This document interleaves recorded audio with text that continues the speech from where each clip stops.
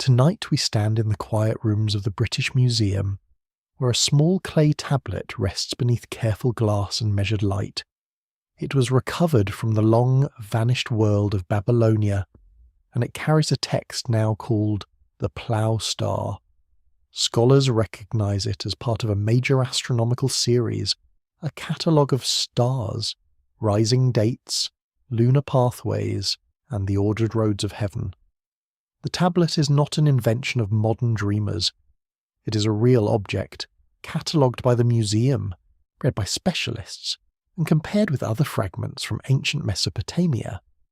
Researchers connected with the University of Pennsylvania have also helped preserve and explain the wider body of cuneiform writing, in which the Anunnaki appear as a group of gods. Yet the clay remains strangely intimate. It fits within the human world.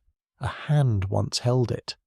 A reed stylus once pressed its patient signs. And above the scribe who made them, the same stars that shine over your own night were waiting, silent and unreadable.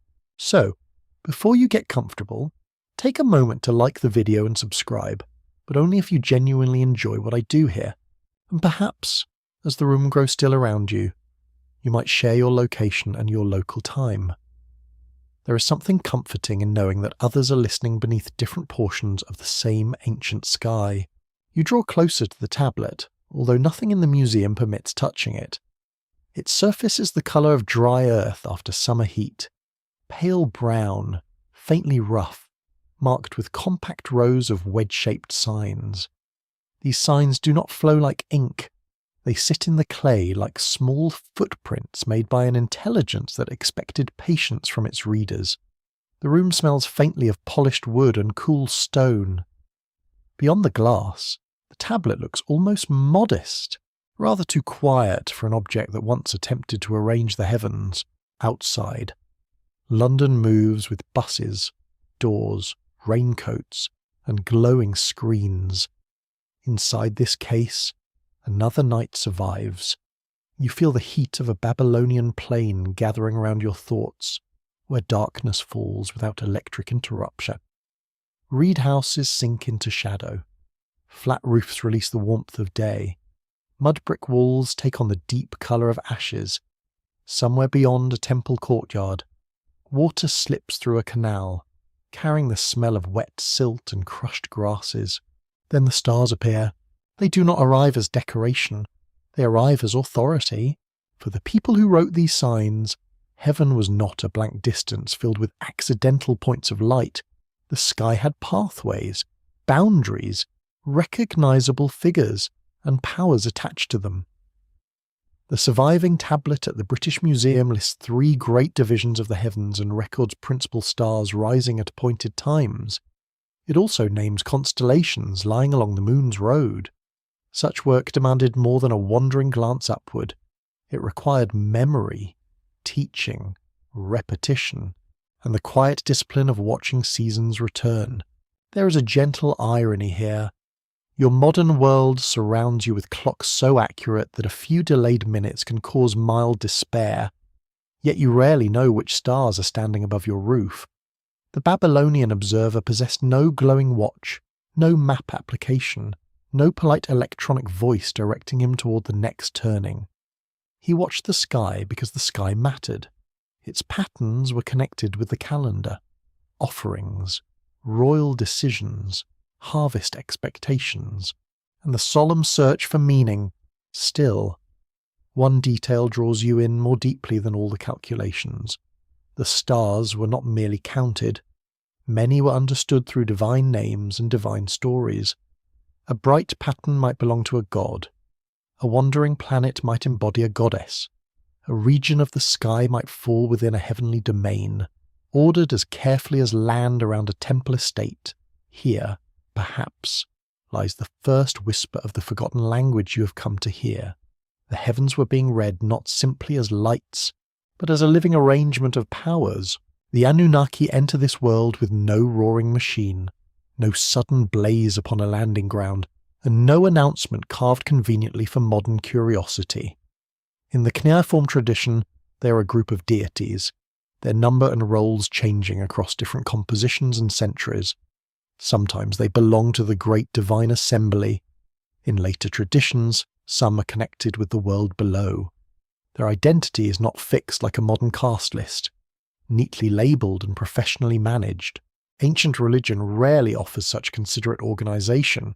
Instead, you receive fragments, a name pressed in clay, a god placed within an ordered family, a heavenly region connected with divine rule, a ritual performed beneath a seasonally returning star. Each piece is clear enough to hold, yet incomplete enough to disturb the edge of certainty. Why did the scribes place the language of divinity upon the sky? Were they simply giving personalities to lights, as human beings have always done? Or were they preserving an older understanding, one in which movement across heaven and movement across earth belong to the same sacred pattern? The tablet does not answer quickly. Ancient clay has admirable manners in that regard. It refuses to behave like an eager guest at dinner, revealing every secret before the lamps have even been lit. Your mind settles upon the scribe. He sits on a roof or in a school courtyard, his robe loose against the lingering heat. Near him lies damp clay prepared for writing. A lamp burns low, its smoke carrying the scent of sesame oil. He has learned signs through years of repetition, copying words until the hand obeys before thought interrupts. Yet tonight he looks upward more often than downward. Above him, a star rises at the horizon at the expected season. It has risen for his teacher, and for his teacher's teacher. Perhaps he has been told that its appearance belongs to one of the gods. Perhaps he has been taught that when the heavens take their proper places, the human world is briefly aligned with an older and greater order. He presses the stylus into clay. A line of wedges appears. A star becomes a sign becomes a name becomes a presence. Records preserved in museum collections confirm that Babylonian scholars created ordered astronomical texts during the first millennium before the Common Era. Some of the knowledge within them may have drawn upon earlier traditions, passed down, adapted, and corrected as generations watch the sky. This is where a quiet, scholarly disagreement remains. Specialists continue to ask how much of these star catalogues arose from direct repeated observation, and how much belonged to an inherited ideal system, shaped to make the heavens behave in orderly numerical patterns.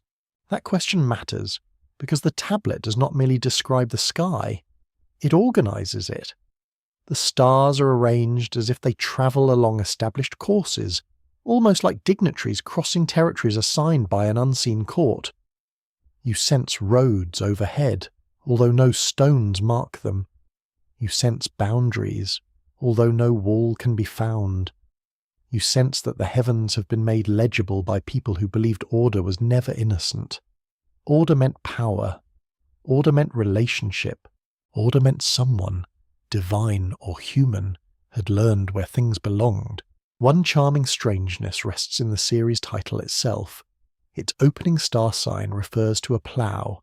Before grand palaces of heavenly theory, before solemn divine assemblies, the text begins with an image familiar to farmers, an implement dragging through earth. The celestial world opens with something scratched through soil. It is difficult not to smile softly at that. Even the stars, apparently, could not escape agricultural paperwork, but the image is beautiful too. A plough divides the ground into purposeful lines. The scribe divides the heavens in much the same way. What appears scattered becomes arranged. What appears distant becomes useful.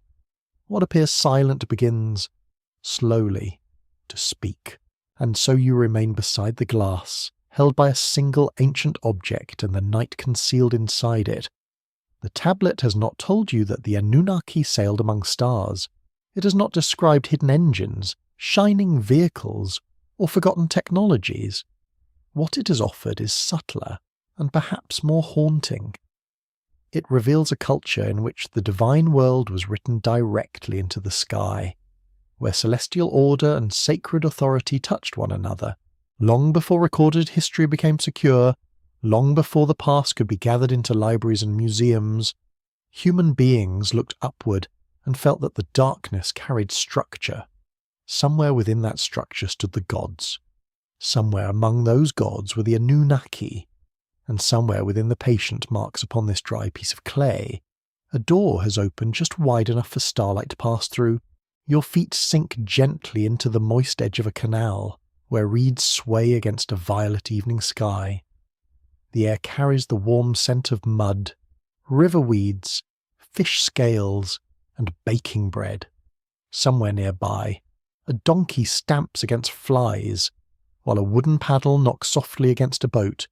Along the horizon, the Euphrates lies broad and patient, carrying the reflected colours of sunset toward fields of barley and date groves. This is a world shaped by water. The land between the Tigris and Euphrates offers generous soil, but little certainty. Rivers bring life, yet they also shift, flood, weaken, and leave channels stranded beneath hardening sun. A village survives because people learn where water moves, when fields thirst, and which canal reaches the grain stores. A city grows powerful because its administrators understand irrigation, labour, and transport. The river does not merely cross the landscape, it arranges the lives within it. You step onto a narrow reed boat coated with dark bitumen. Its hull gives slightly beneath your weight, producing an uncertain little creak. The boatman appears entirely calm, which feels almost unreasonable, considering that your vessel resembles a basket persuaded to float. Yet craft like this move through southern waterways for centuries, carrying bundles of reeds, jars of oil, fish, wool, grain, and people who prefer not to walk through midday heat. Excavations and written records studied by researchers at the University of Pennsylvania and the University of Chicago confirm that canals connected settlements, agricultural land, and temple estates across ancient Mesopotamia. Transport by water was often easier than dragging heavy loads across dusty ground. Clay tablets record shipments, rations, field assignments, and the management of resources. Behind the grand names of kings and gods, countless people work with ropes, paddles, baskets, measuring vessels and tired shoulders. The boat slips forward. A fisherman stands knee-deep among reeds, lifting a net that catches the dying light. Women near a landing place wash vessels while children gather small pieces of dried fuel. On a raised bank, an official checks clay ceilings attached to baskets. His expression suggests that administration has already discovered its eternal purpose, which is to make every ordinary task slightly more solemn than necessary. The sun disappears quickly. Heat remains in the walls, but the air begins to soften. Smoke rises from household ovens. Dates, onions, and fish simmer in pots whose scent drifts over the canal. Sandals squeak upon damp earth. A distant temple drum gives a measured sound, less a performance than a reminder that human activity belongs within larger rhythms.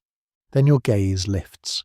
A single star brightens above the black line of reeds, followed by another and another. The water catches them imperfectly, breaking each small light into trembling fragments. A boatman cannot steer across a crowded irrigation channel simply by staring at the heavens.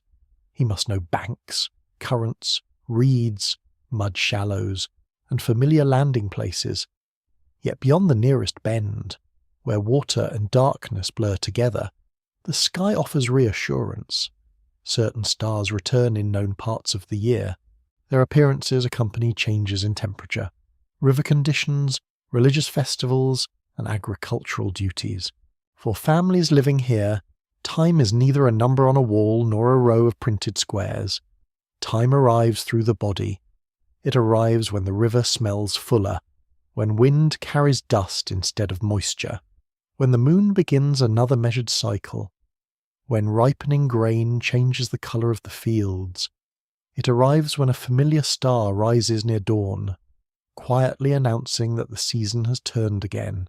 Mesopotamian communities used lunar calendars, adjusting months so ceremonies and agricultural activities remained connected with the proper season. Scribes and temple authorities monitored this complicated marriage of moon and year. The month might begin with the first visible crescent, a thin silver curve glimpsed low in the evening. You can imagine the relief of seeing it through clear air, and the polite frustration when cloud or dust refuses to cooperate. A new month matters here. Offerings wait upon correct timing. Debts and deliveries may depend upon dates. Workers receive rations according to recorded schedules. Festivals need people, food, animals, music, and enough confidence that everyone has arrived on the proper day. Even sacred celebrations require organization. Divinity, it seems, has always relied upon somebody keeping an accurate list. The canal leads toward a larger settlement, where walls rise from the plain like sun-dried cliffs. Narrow streets vanish among houses built around small courtyards. On rooftops, families seek cooler air. They speak softly, mend nets, sort dates, or sit with tired hands folded in their laps. From this height, the world becomes a pattern of dark rectangles, shining channels, flickering lamps, and open sky. You rest beside a low parapet. The plaster remains warm against your palm. Beneath you, the town settles into its nightly arrangement. A trader secures bundles for an early departure. A shepherd counts animals with a muttered patience that suggests one goat has developed philosophical objections. A priest attends to ritual purity. A mother quiets a child with a story whose details will never reach a library, although they may be more loved than royal inscriptions. Overhead, the stars begin to serve many eyes at once. The farmer sees signs of seasonal labour.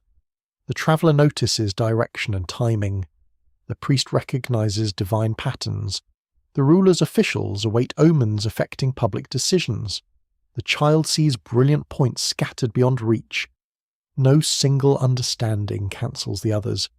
The heavens remain useful, sacred, beautiful, and faintly alarming, all within the same breath. There is an unusual little detail preserved in ancient imagery and written descriptions. Boats do not belong only to workers or merchants. Gods, too, are imagined travelling in vessels during ceremonies, carried along rivers or canals in sacred processions. A divine statue might journey by boat to meet another deity, attend a festival, or renew bonds between cities and temples. The waterways become roads for powers unseen, crowded with ceremonial meaning as well as ordinary cargo. It is a charming thought, although perhaps not entirely comforting.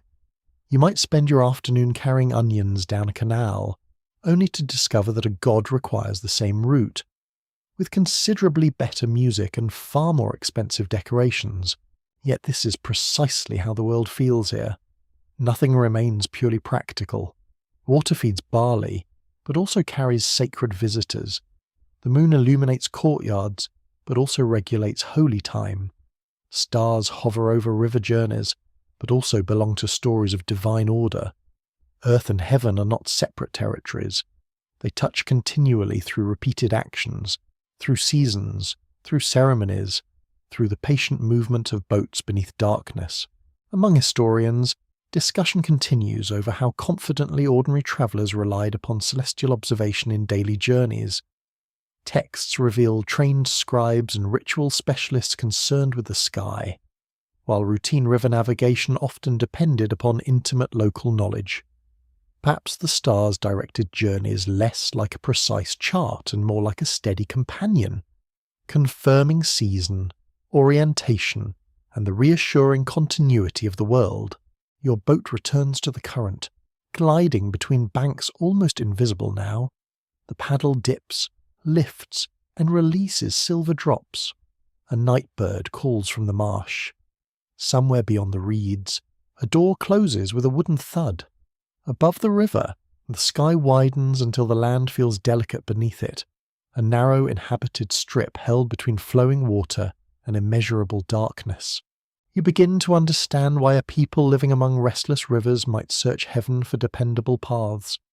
Water changes its mind, fields fail, banks collapse, Human rulers quarrel naturally, and administrators continue writing tablets about the consequences. Yet the stars return with a steadiness that feels almost merciful. They rise, pass onward, and vanish according to rhythms older than any city wall.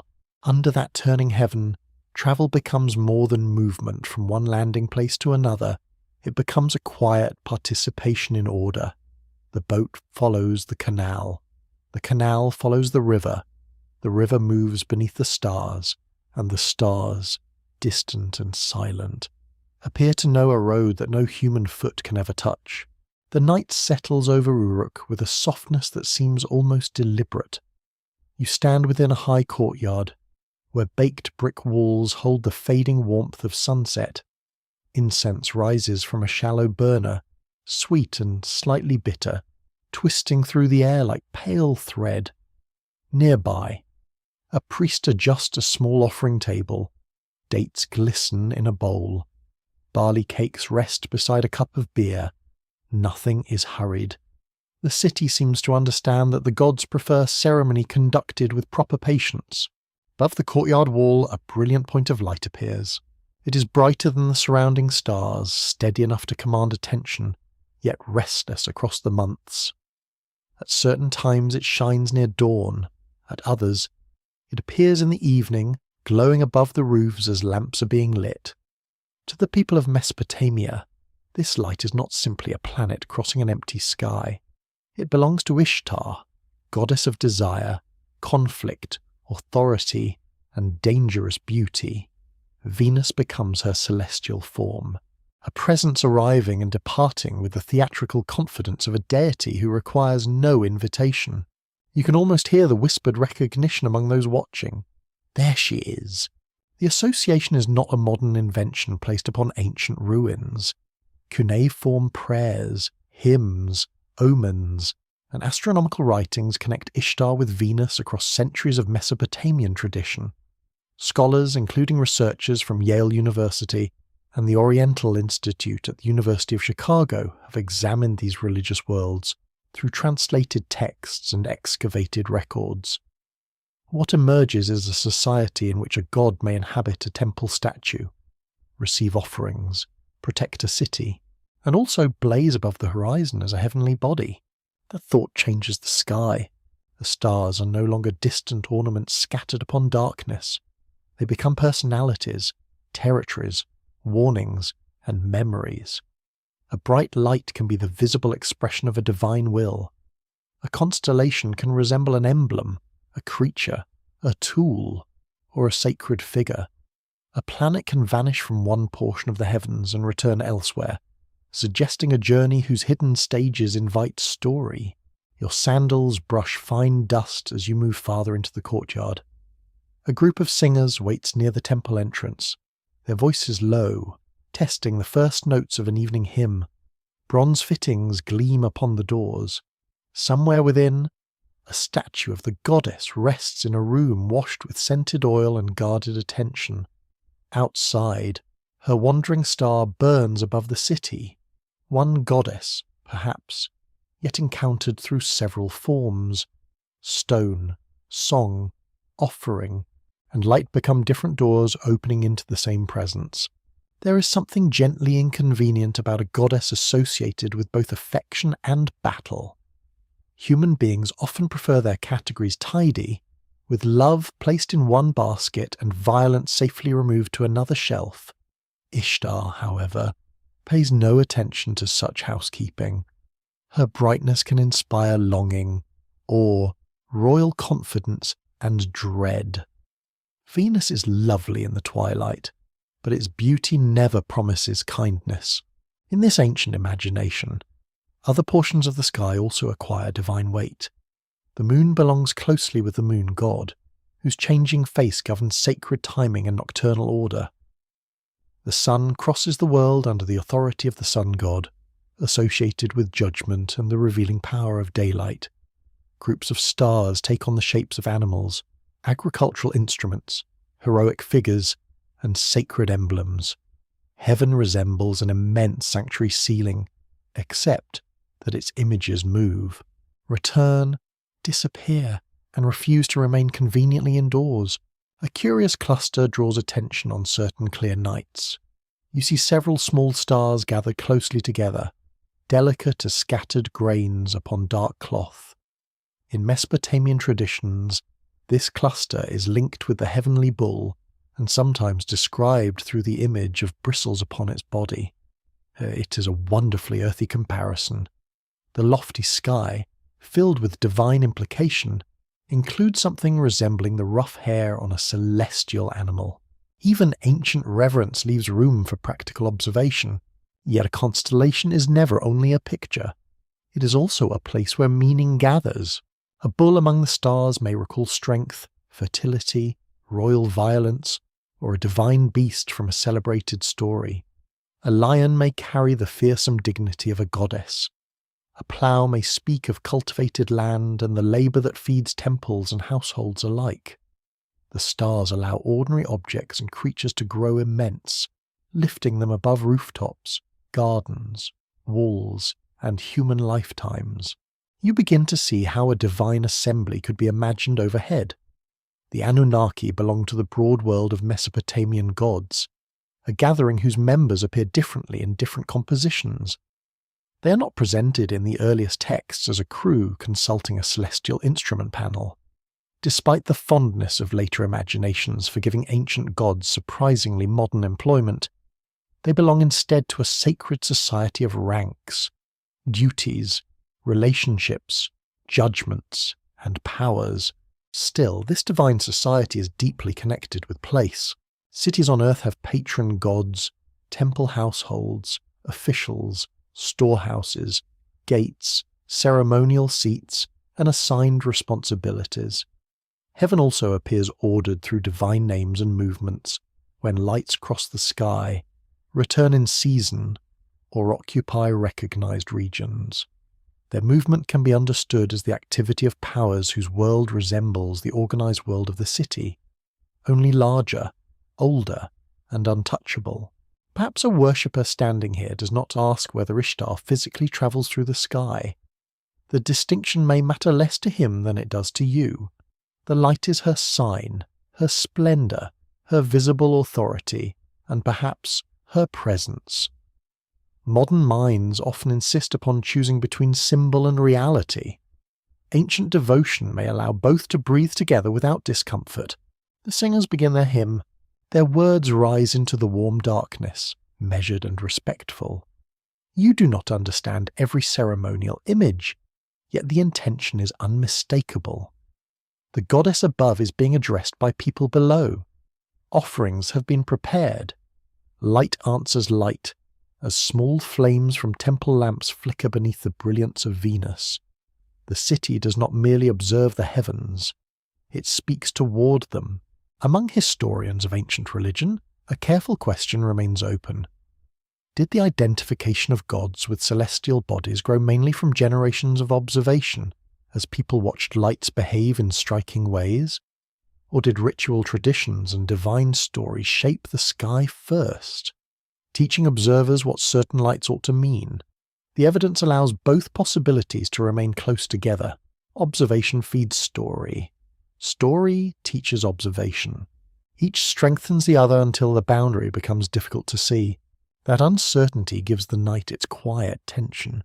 You watch Venus above the temple wall, beautiful and unwavering. The goddess does not explain herself. She does not tell you whether celestial paths are roads, symbols, or patterns placed upon nature by generations seeking order. She simply appears where the people expect power to appear, above a city that has learned to gaze upward with reverence. The Anunnaki now seem less like distant names and more like inhabitants of an immense sacred arrangement. Their world may be imagined in temples, myths, rituals, and the silent geography of heaven. Their journeys need not resemble human travel. A god can move through signs, through ceremonies, through planets, through the fears and hopes of those who watch. A breeze enters the courtyard, stirring incense smoke toward the stars. The singers soften their final phrase. Someone places another cake upon the offering table, with the solemn expression of a person hoping divine beings appreciate baking. Above them all, the heavenly lights continue their measured passage. Each name laid upon them transforms distance into meaning. Each divine story turns darkness into a map of presence. And within that map, the Anunnaki do not yet reveal where they travel. They reveal something quieter, a world in which the sky itself is already alive with gods. Cold air gathers across the open roof, touching your face with a faint chill of darkness. Below, a sleeping city spreads in low angular forms, its walls and courtyards softened into shadow. A clay lamp flickers beside a basket of tablets, releasing the scent of oil and singed wick. Near your hand lies a smooth wooden board covered with damp clay, waiting for signs. Above you, the heavens appear impossibly crowded, not with random lights, but with positions that invite arrangement. You're no longer simply gazing. You are learning to divide the sky. A trained scribe stands close to the parapet, his shoulders wrapped against the night breeze. He points upward with the careful authority of a teacher who knows that confusion is inevitable, yet not permanently acceptable. There are stars toward the north, stars crossing the central region, and stars nearer the southern horizon. Their groupings do not belong to casual imagination alone. They have names, relationships, seasons, and paths. The great astronomical compendium known as the Plough Star preserves this ordered view. Historians of Mesopotamian science, including scholars whose research has been published through Cambridge University and Oxford University, explain that its celestial inventory divides major stars and constellations among 3 divine roads. The northern path belongs to Enlil, the middle path belongs to Anu, the southern path belongs to Ea. Each road contains recognized lights, arranged through traditions refined by generations of observation and scribble teaching. You look toward the northern darkness. There, the stars of Enlil climb in their appointed region. Enlil is a god of commanding authority, a power whose divine standing suits the upper portion of this imagined arrangement. His road gathers figures that appear firm, ancient, and elevated. The plough leads the list, not as a decorative beginning, but as the first marker in a sky made readable through names. Your eyes drift toward the centre. The path of Anu holds a grand middle position, a belt through which important constellations take their places.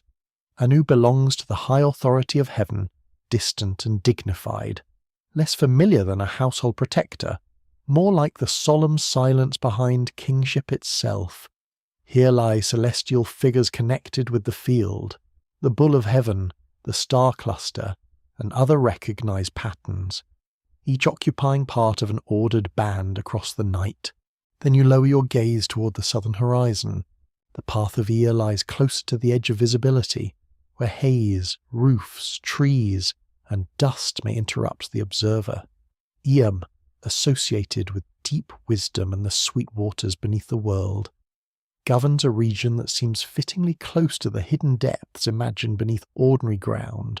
Southern stars rise from darkness with a slower secrecy, as though emerging from a place where knowledge prefers not to announce itself loudly. 3 roads, 3 divine authorities, 1 sky. The arrangement feels strangely familiar, because the city below is also divided. Fields have edges, canals have branches, temples own property, households occupy courtyards, gates separate safe streets from uncertain country. Officials assign labour, barley, wool, and land with an enthusiasm that would make any modern clerk feel deeply understood. Nothing valuable remains unclassified for long. Heaven High receives its boundaries. The scribe lowers his hand and presses a stylus into clay. His signs do not create the stars, yet they fasten them into human memory. Without a tablet, an apprentice might lose a name, confuse a rising, or place a divine figure too far from its proper region. With a tablet, the sky becomes portable. A night too wide for any person to hold in the mind can be carried into a schoolroom on a piece of dried earth. That is the quiet marvel. Clay from the river plain contains a map of lights no hand can reach.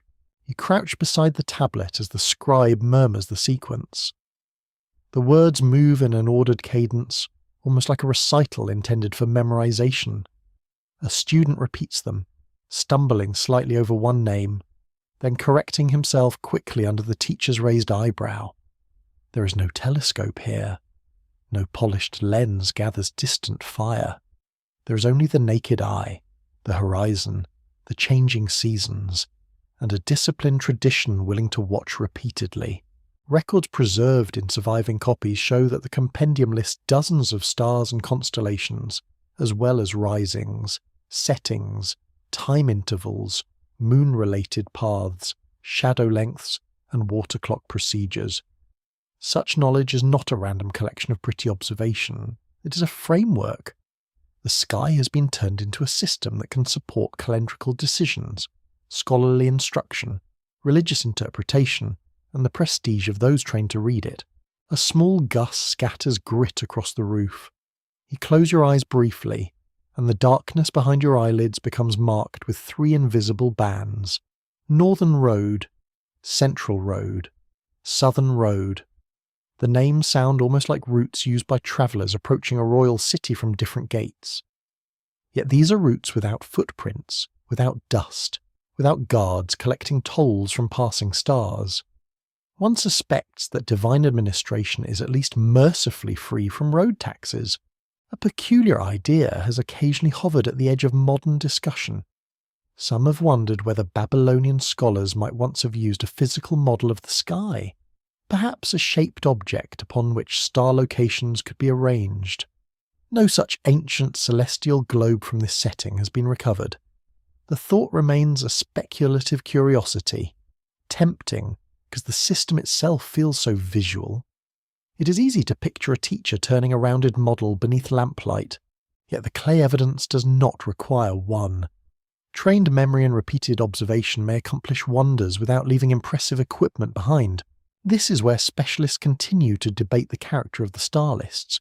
Were these paths built primarily from careful observations of actual star positions across many nights? Or did scribes shape the heavens into an ideal scheme, smoothing irregularities so divine order appeared more elegant? Some recorded rising patterns fit an organized calendar with almost suspicious neatness. Nature is seldom so accommodating. A dusty horizon, passing cloud, and ordinary human eyesight can all disturb perfection. Perhaps the system is both observed and imagined. The stars truly rise. Their positions truly differ. Yet the 3 roads also express a belief about how reality should be arranged. The sky does not merely show where a light is seen. It presents a model of authority. Enlil, Anu, and Ea are not placed there as casual labels. Their roads transform the upper darkness into sacred territory, governed and intelligible, like a kingdom whose borders remain visible only to those educated in its signs. You stand again, letting your eyes follow the central band across the heavens. A line begins to form within your mind, not drawn with ink, but suggested through repeated lights and spoken names. You sense how easily a later imagination might turn these divine paths into roads of actual passage. When gods possess territories in the sky, when stars are assigned among their domains, when celestial movements are recorded with care, the thought of divine navigation does not seem absurd to those living beneath it. Yet the ancient map is more restrained than modern fantasy. It offers no machinery. It gives no metal vessel gleaming among constellations. It preserves something older and more subtle, a belief that movement through heaven has meaning because heaven itself has structure. Below the rooftop, a doorway opens. Warm light spills across a stairwell, and someone calls the scribe indoors.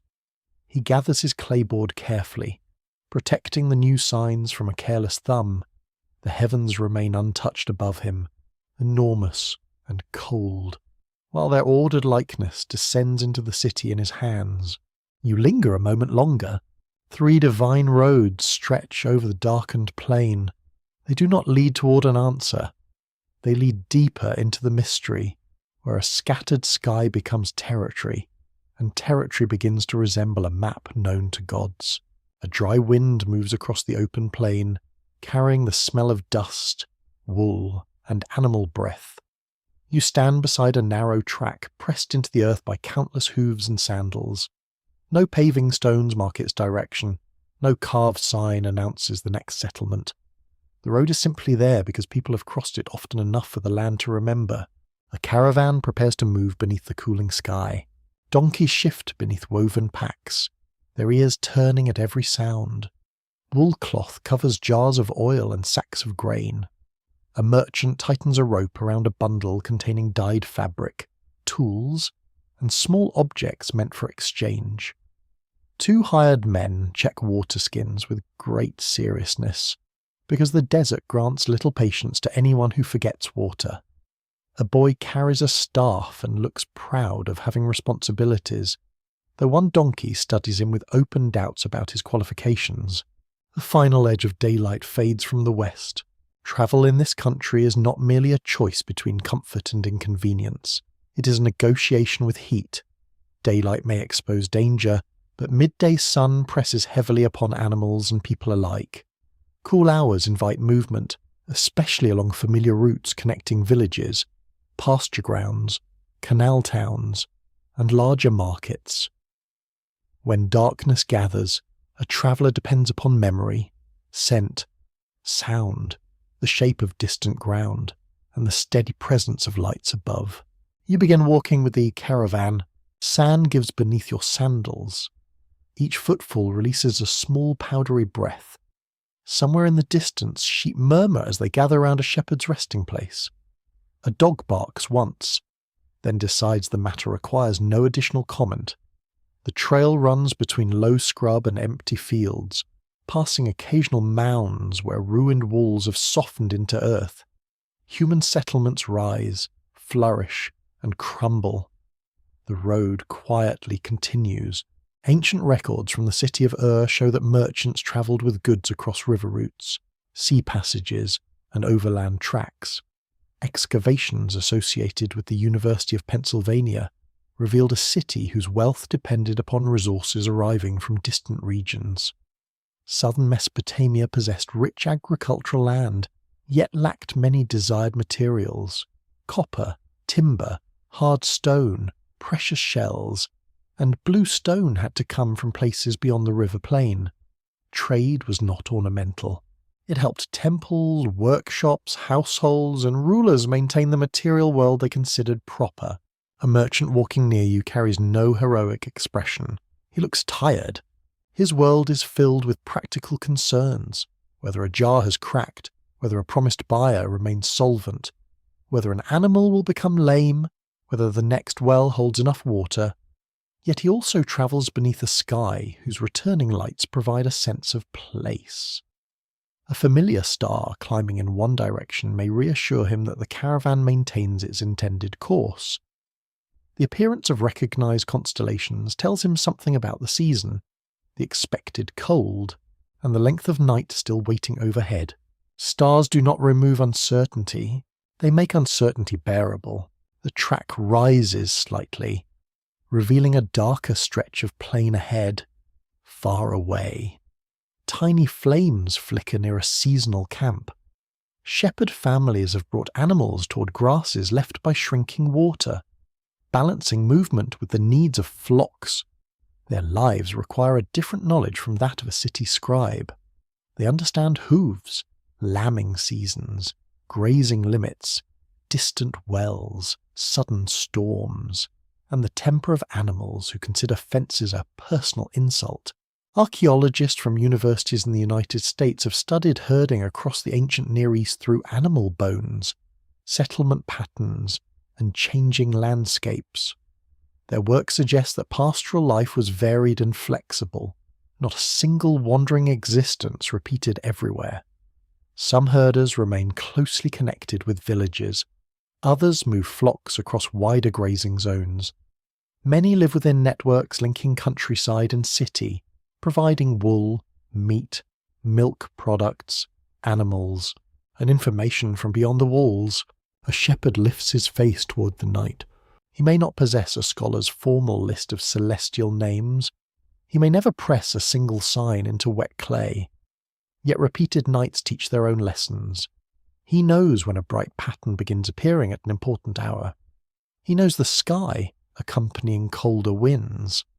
He recognizes the moonlit nights on which stray sheep are easier to find, and the moonless darkness in which every rock acquires the suspicious outline of a predator. You pass close enough to smell his small fire. Dried brush burns sharply, mixed with the oily sweetness of roasting curds and flat bread. His flock forms a shifting grey mass beyond the flame.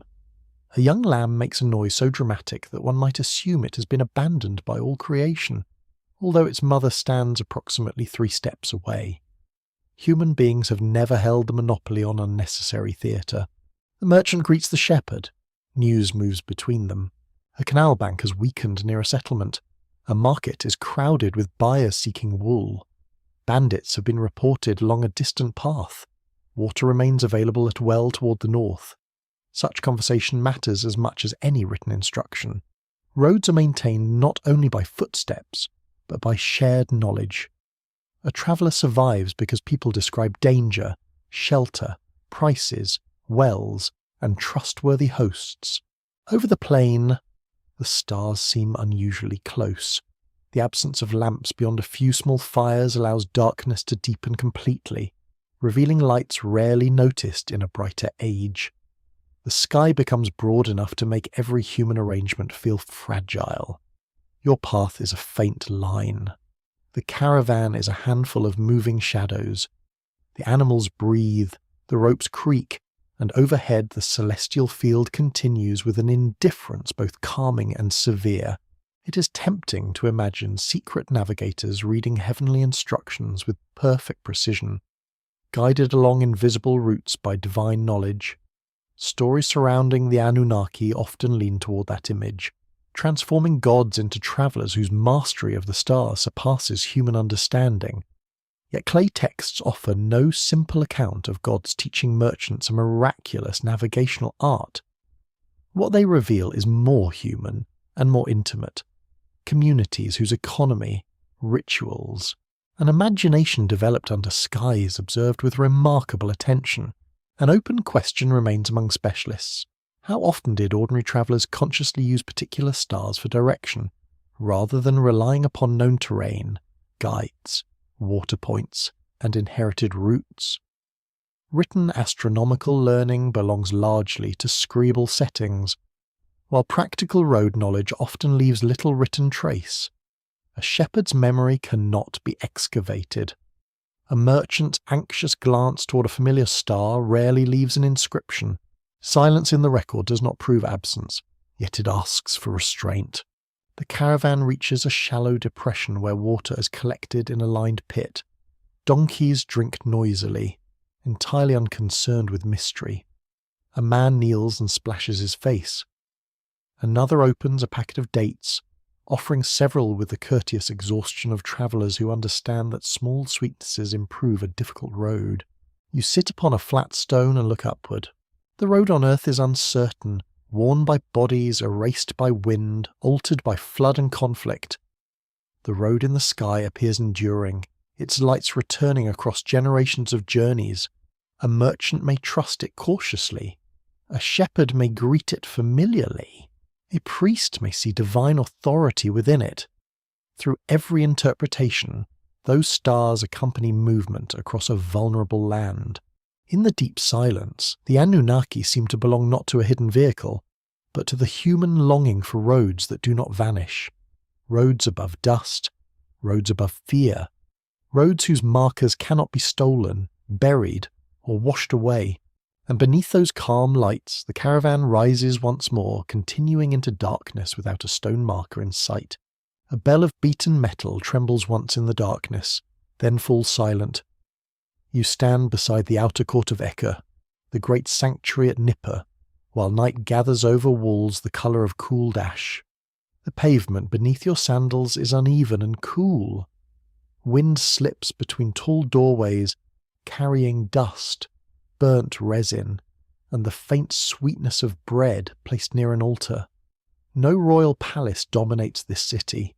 its authority rises from another source, solemn and difficult to challenge. Nippur belongs to Enlil. Here, the god of command and cosmic authority receives offerings within a temple whose name means mountain house. There are no true mountains upon this low river plain, which gives the name a certain grandeur. Human beings, never shy about architectural confidence, have raised a sacred height from brick and devotion. Kings may rule from other cities, command soldiers, collect tribute, and commission proud inscriptions. Yet many seek recognition here, because power without sacred approval remains uncomfortably vulnerable. Excavations conducted by the University of Chicago at Nippur revealed long occupation, temple buildings, administrative records, school tablets, and evidence of the city's extraordinary religious importance. The Institute for the Study of Ancient Cultures describes Nippur as a sacred centre rather than a political capital, a place where rulers from powerful cities sought confirmation at Enlil's sanctuary. That fact changes the feeling of the courtyard. This is not simply a place where prayers rise, it is a place where kingship listens. You move beneath an archway into a smaller open space, protected from the strongest wind. A lamp has been placed upon a low brick ledge. Its flame leans sideways whenever the air stirs, revealing 3 men seated beside a wooden tray of clay. One is older, his beard carefully curled and touched with grey. Another holds a stylus. The youngest keeps lifting his eyes toward the eastern horizon, then lowering them with studied seriousness. They are waiting for an appearance. The horizon is not clean. Dust gathers there, joined by low roofs, distant palms, and the faint smoke of evening fires. A star rising close to that uneven line may be hidden briefly, blurred, or revealed with surprising suddenness. To observe it properly requires attention and a tolerance for discomfort. Cold enters your fingers. Sand settles in your clothing. An insect discovers your ankle with the dedication of a minor demon. Still, no one abandons the vigil. The older scholar speaks quietly. He gives the expected position of the moon, the proper time of the watch, and the celestial event whose arrival matters tonight. Perhaps it is the first sighting of a crescent. Perhaps a planet approaches a significant location. Perhaps a lunar shadow is feared, remembered from a sequence of omens learned through copied tablets. Nothing overhead is casual when rulers believe the sky carries warnings. Mesopotamian celestial divination develops through a long tradition of observation and interpretation. The omen series known as When the Gods, Anu and Enlil, eventually contains many tablets concerning the moon, sun, planets, weather, and eclipses. A scholar does not merely notice an unusual appearance. He compares it with inherited patterns. A celestial event can be attached to a possible earthly consequence. Trouble in a region, danger for a ruler, abundance, conflict, or the unsettling suggestion that the gods have become displeased. You may find the arrangement rather unfair. A king behaves badly, a moon darkens, and several scholars must remain awake in cold courtyards, explaining what the universe intends to do about it. Yet the work carries serious weight. The young observer raises his hand. A thin light has emerged near the edge of the world, scarcely visible, delicate as a scratch upon black stone. The scribe leans closer to the clay. The older man studies the sighting, checking its position and clarity. There is no excited announcement. Precision requires calm. The stylus presses down. A few signs hold the moment in place. A heavenly event has entered the archive. Within temple culture, writing possesses its own quiet force. A spoken observation fades into air, easily challenged by memory or politics. A tablet remains. It may be checked, recopied, stored, consulted, or carried to officials who have little desire to stand on rooftops themselves. Clay gives permanence to the meeting between a brief light and a worried kingdom. The implications reach beyond this courtyard. A ruler who receives a favourable message can present his reign as harmonious with divine intention. A warning may lead to ritual action, offerings, purification, or anxious consultations among experts. Royal authority seems immense when seen from the street, surrounded by guards and banners. Under the night sky, however, even a king may appear dependent upon a sliver of moon and the judgment of men holding styluses. One curious practice associated with Mesopotamian kingship grows from this fear of heavenly warning. In certain periods, when an ominous sign threatened the monarch, a substitute king could be placed temporarily upon the throne. The endangered ruler withdrew from public identity while another man carried the dangerous title. It was, in essence, an attempt to persuade fate that it had already found its target. The ceremony was not a cheerful honour for the substitute. Royal costume could be much less appealing when the heavens appeared irritated. The tale may sound like whispered folklore, yet scholarly studies of Mesopotamian ritual record the substitute king practice as a real response to ominous signs, especially eclipses. It reveals the depth of belief linking celestial timing with political survival. The sky does not merely decorate power, it judges power, surrounds it, and sometimes causes rulers to hide behind ceremonial misdirection. You glance toward the sanctuary wall. Enlil's presence is not seen directly, yet everything here assumes his authority. Temple personnel move through service rooms carrying baskets and vessels. Offerings are arranged according to custom. Tablets preserve accounts, hymns, lists, and learned knowledge. In a city devoted to the divine Lord of Command, the organized sky seems almost an extension of his household. Appearances above can become messages below, requiring interpretation from those trained to recognize their grammar. Still, historians approach this connection carefully. Scholars continue to consider how closely astronomical specialists worked within particular temples at different periods, and how observations move between sacred institutions, royal courts, and scholarly families. Nippur's holiness is secure in the record. The broader traditions of celestial omens are secure as well. The exact scene of every night watch cannot be recovered simply because it feels perfectly suited to the city. The uncertainty does not weaken the atmosphere. It makes it gentler and more human. A man records what he believes he has seen. A priest awaits the meaning. Somewhere, a ruler hopes the heavens are in an agreeable mood. Beyond the walls, ordinary people sleep beside children, grain jars, tools, and animals, unaware that a small bright object near the horizon may soon inspire costly ceremonies among their superiors. The lamp sputters. The clay tablet is lifted carefully from its tray. No grand declaration follows the observation, only quiet movement and low conversation. The stars retain their distance, giving nothing away freely. From this sacred city, royal power appears not as a simple command, but as a fragile performance measured against the sky.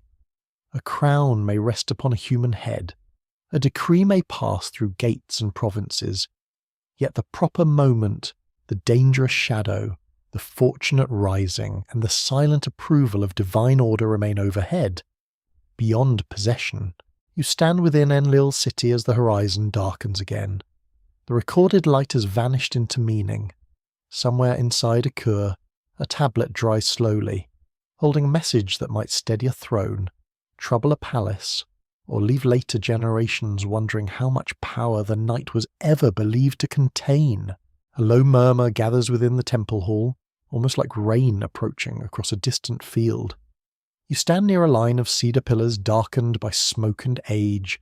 Their surfaces smell of resin, wax, and old dust. Lamps burn in shallow bowls along the walls, each flame steady within a pocket of still air. At the far end of the chamber, a raised platform waits beneath woven hangings covered with stars, birds, lions, and branching forms of sacred trees. No human ruler sits there tonight. The seat belongs to the idea of authority itself. In this world, power rarely appears alone. A king may lift a scepter, issue orders, and receive bowed heads. Yet his right to do so must be explained through something older than personal ambition. The gods rule first. They gather, decide, assign, approve, condemn, and distribute the portions of existence, rivers, cities, storms, harvests, royal crowns, human labour, and even death belong within a cosmic arrangement whose decisions begin beyond ordinary sight. Your ears adjust to the murmuring voices. Priests stand beside the lamps, reciting a sacred account in measured tones. Their words describe divine beings gathering in council, not as vague spirits floating without purpose, but as an assembly with rank and expectation. Some possess greater authority, some argue, complain, or accept decisions reluctantly. Some give allegiance to a champion who proves capable of restoring order. The universe, as these stories present it, resembles a palace chamber enlarged beyond imagination.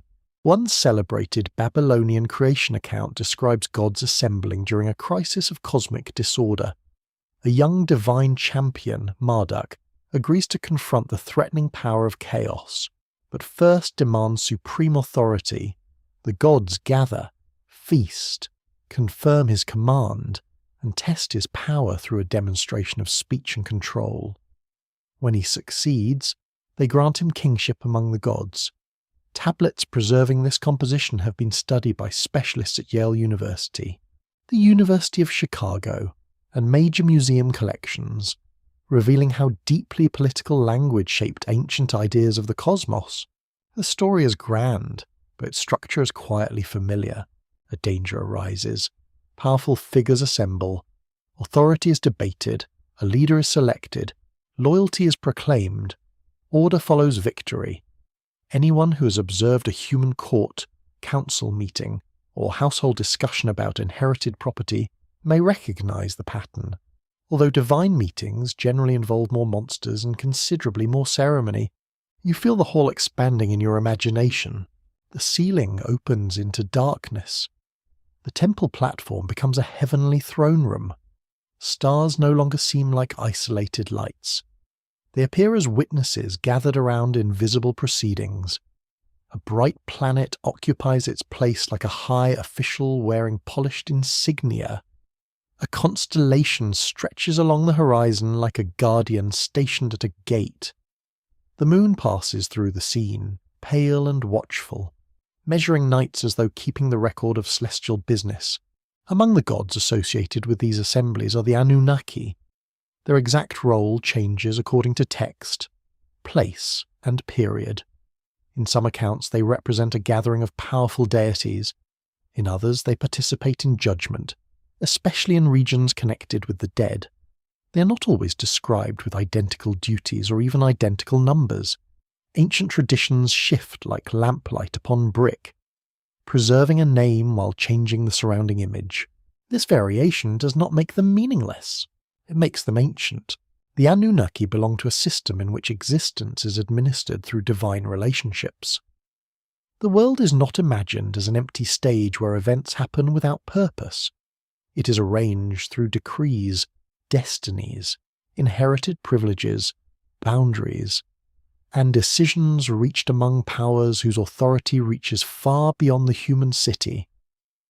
A person's life may depend upon harvest, illness, fertility, law, protection, or royal stability. Behind each concern, divine order waits like an unseen court whose judgments cannot easily be appealed. A priest lifts a clay tablet from a small table. His fingers follow the signs without haste. He speaks of destiny being fixed, of stations assigned, of boundaries settled. The language has a weight that enters your chest. To fix destiny is not merely to guess what may happen tomorrow.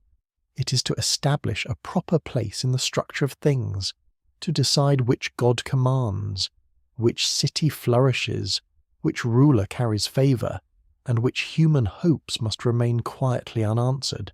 The stars above the roof become part of that feeling. A celestial body keeping its regular course suggests obedience to a settled order. A wandering planet moving with unusual brilliance may seem like a powerful being, crossing established regions for reasons not yet disclosed. An eclipse appears more unsettling because it resembles interruption, the sudden disturbance of an arrangement people rely upon. When order in the sky appears troubled, those living beneath it may fear that order in court, field, or family has also become uncertain. There is a peculiar and revealing detail in divine council stories. The gods are often imagined enjoying meals and drink during their gatherings. Even cosmic government, apparently, proceeds more comfortably once refreshments have arrived. In sacred narrative, feasting may confirm agreement and celebrate restored order, yet it also brings the gods surprisingly near to human experience. They sit, decide, rejoice, and consume, while below them temple kitchens prepare offerings as carefully as any palace household. You walk slowly beneath the cedar pillars. Shadows stretch across the floor like dark roads meeting near the raised platform. The priests continue their recitation, and your mind begins to sense why celestial movement could be understood as more than travel. A god does not need to journey merely to reach a destination. A god journeys to take a station, exercise authority, carry a message, witness a judgment, or display a position within the whole divine arrangement. What, then, does navigation mean in such a universe? It may mean knowing where one belongs. It may mean passing correctly through territories shaped by authority. It may mean approaching a throne, leaving an assigned station, descending toward judgment, or appearing at the moment ordained by a decree. A human traveller follows roads to find markets and wells. A divine power moves within a structure of duties and destinies. The stars provide visible patterns through which that vast invisible system can be imagined. Researchers continue to discuss whether ancient audiences understood these council scenes primarily as reflections of earthly politics, or whether political life itself was believed to imitate a sacred arrangement already established among the gods. The distinction is delicate. A king's court gives language to heaven, yet heaven gives legitimacy to the king's court. Each world explains the other, like two lamps casting overlapping light upon the same wall. The atmosphere deepens as the ritual voices fade. One by one, offerings are carried toward the platform. Bread, dates, fragrant oil, a small vessel of drink. The gifts acknowledge an order larger than personal desire. No one standing here expects to control the council of gods. At most, a person may honour it, petition it, and hope its attention remains favourable. Outside, the sky has grown completely dark. You step into the courtyard and raise your face toward its crowded brilliance. The divine assembly cannot be seen directly. There is no circle of seated figures drawn clearly among the stars, yet the arrangement feels present through the habits of light, through the paths assigned to heavenly bodies, through the old conviction that the universe has ranks, voices, and decisions hidden within its calm appearance. The Anunnaki move within that silence as members of an order remembered only in fragments. Their mystery is not that they announce a destination among the stars. Their mystery is that they belong to a heavenly society whose judgments once helped human beings understand everything below. A final lamp goes out behind you. The night remains vast and formal, like a council chamber whose decision has been made without revealing what it means. The clay storehouse smells of dry earth, reed baskets, and old smoke.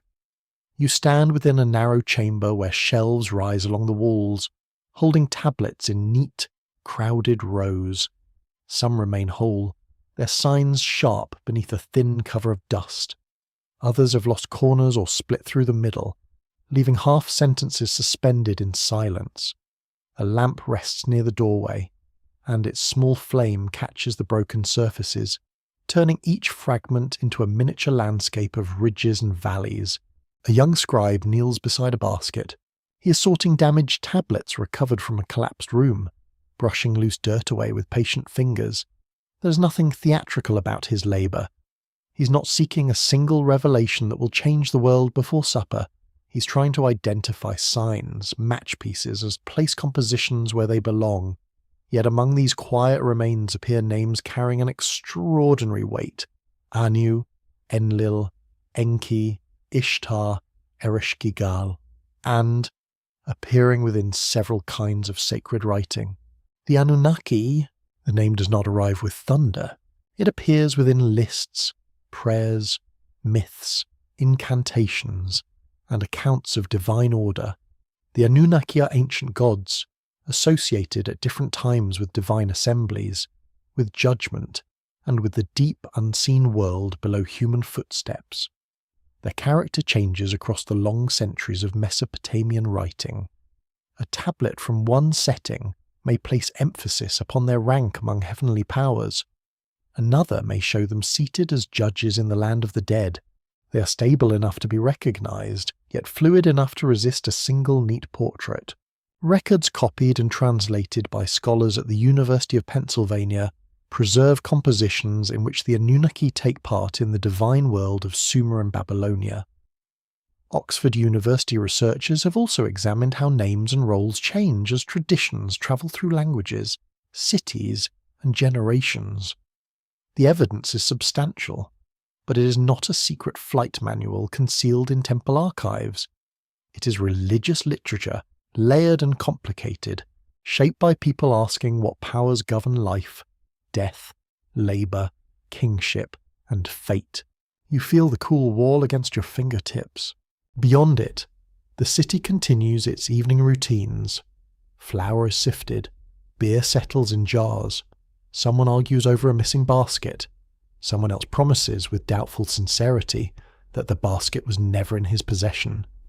Within the archive, however, human noise becomes distant. Here the gods remain pressed into clay, waiting for a reader to give them voice. The scribe selects a fragment and begins reading softly. It speaks of gods burdened by labour, of digging and maintaining waterways before humans entered the arrangement. The account belongs to a broad family of creation traditions in which humanity is brought into existence to carry work once endured by divine beings. In such stories, people do not arrive as honoured guests presented with a beautiful world and a complimentary fruit bowl. They appear within a system of service. Fields need tending, canals need clearing.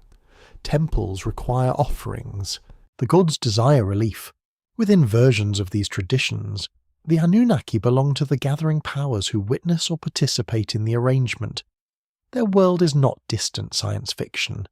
It is a sacred economy, a universe in which labour rises from mud, food rises from labour, offerings rise from food, and divine favour is hoped for in return.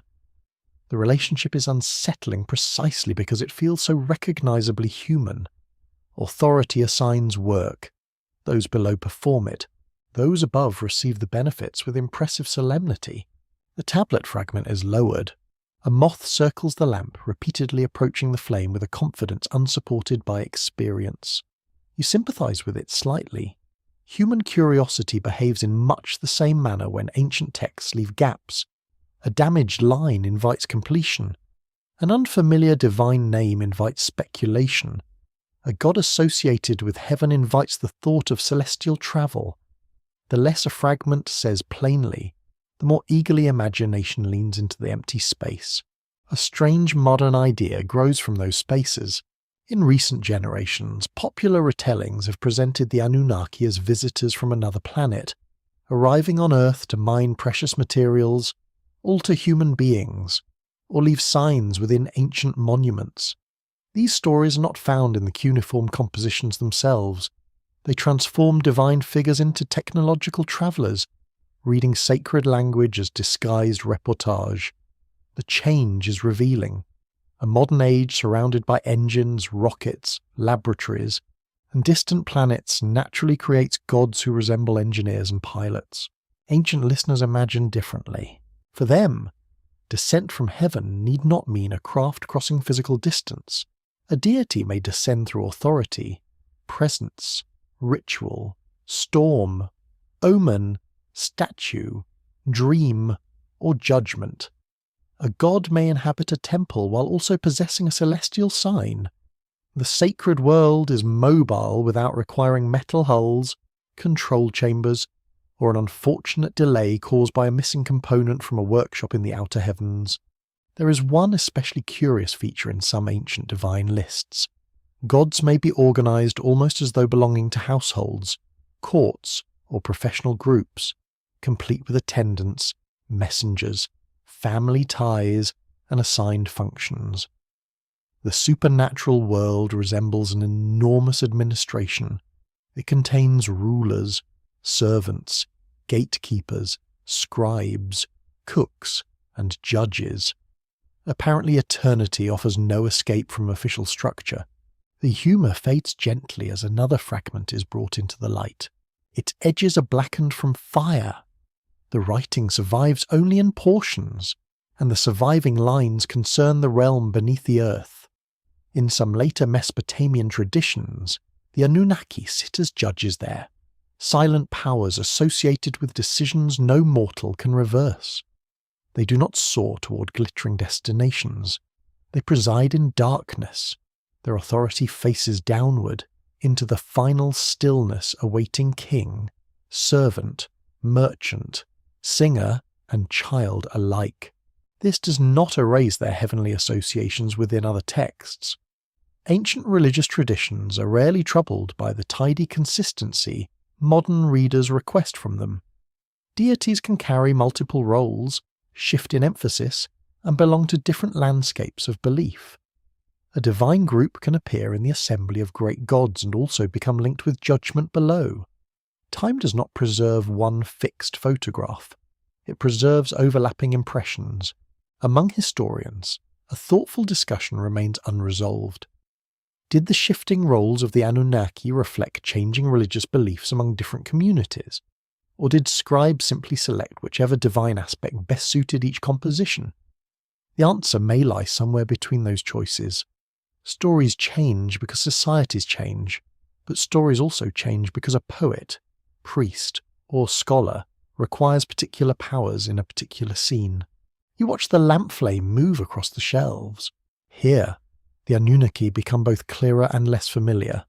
They are clearer because the tablets place them firmly inside the religious imagination of ancient Mesopotamia. They are less familiar because the actual texts offer no easy portrait of star-travelling rulers descending with mechanical certainty. Their movements belong to mythic space, to councils, destinies, underworld judgments, and the deep architecture of sacred order. The scribe returns the fragment to its basket. His hands are dusty now, and the lamp has shortened noticeably. Around him, countless tablets remain unread in the dark, each holding some preserved portion of the world his people believe surrounds them. You listen to the quiet scrape of clay against clay. The gods remain close, but never fully visible. Their names endure, their purposes shift, their paths vanish into broken lines and incomplete songs. The Anunnaki stand among them, neither machines nor simple symbols, but ancient powers shaped by a civilization that felt human life resting beneath unseen decisions. And in the spaces where the tablets fall silent, unfamiliar journeys begin to appear, not because the clay describes them, but because the darkness leaves room for desire to draw its own map. A narrow ferry landing rests beneath the pale light of a late autumn moon. You stand where packed earth slopes toward a dark river, its surface folding softly around reeds and mooring posts. A rope rubs against wet wood with a tired creak. Nearby, a ferryman has left a shallow lamp beside a basket of bread, onions, and dried fish. The flame wavers in the river breeze, casting a thin gold path across the water. Crossing is never a careless act here. A river may look calm while hiding mud, current, roots, and sudden depth. Travellers wait for the ferryman because he knows the safe passage, the landing place, the point where movement becomes possible. In the ancient language of Babylonia, a word associated with such passage could also rise into the sky. That word is Nibiru, a name now wrapped in far more mystery than its clay appearances politely request. You hear the splash of an oar entering water. The ferry pushes away from the bank, carrying merchants, baskets, and one patient goat whose opinion of river travel seems distinctly unfavourable. Above the passengers, Jupiter burns brightly in the darkness. It appears steady and noble, brighter than most surrounding lights, carrying a dignity suited to Marduk, the patron god of Babylon. In several learned traditions, Jupiter could be linked with Marduk. In certain celestial passages, Nibiru is also associated with that divine star. Yet Nibiru is not simple. Its ancient uses suggest a point of crossing, a station, or a celestial marker connected with the ordering of the heavens. In the Babylonian creation poem, Marduk arranges the stars and establishes important heavenly positions. Nibiru appears within this ordering as a celestial place connected with his authority, guarding or marking a passage among the stars. In the astronomical compendium called the Plough Star, Nibiru can be identified with Jupiter in a particular setting. Other cuneiform passages employ the name in ways that have made careful interpretation difficult.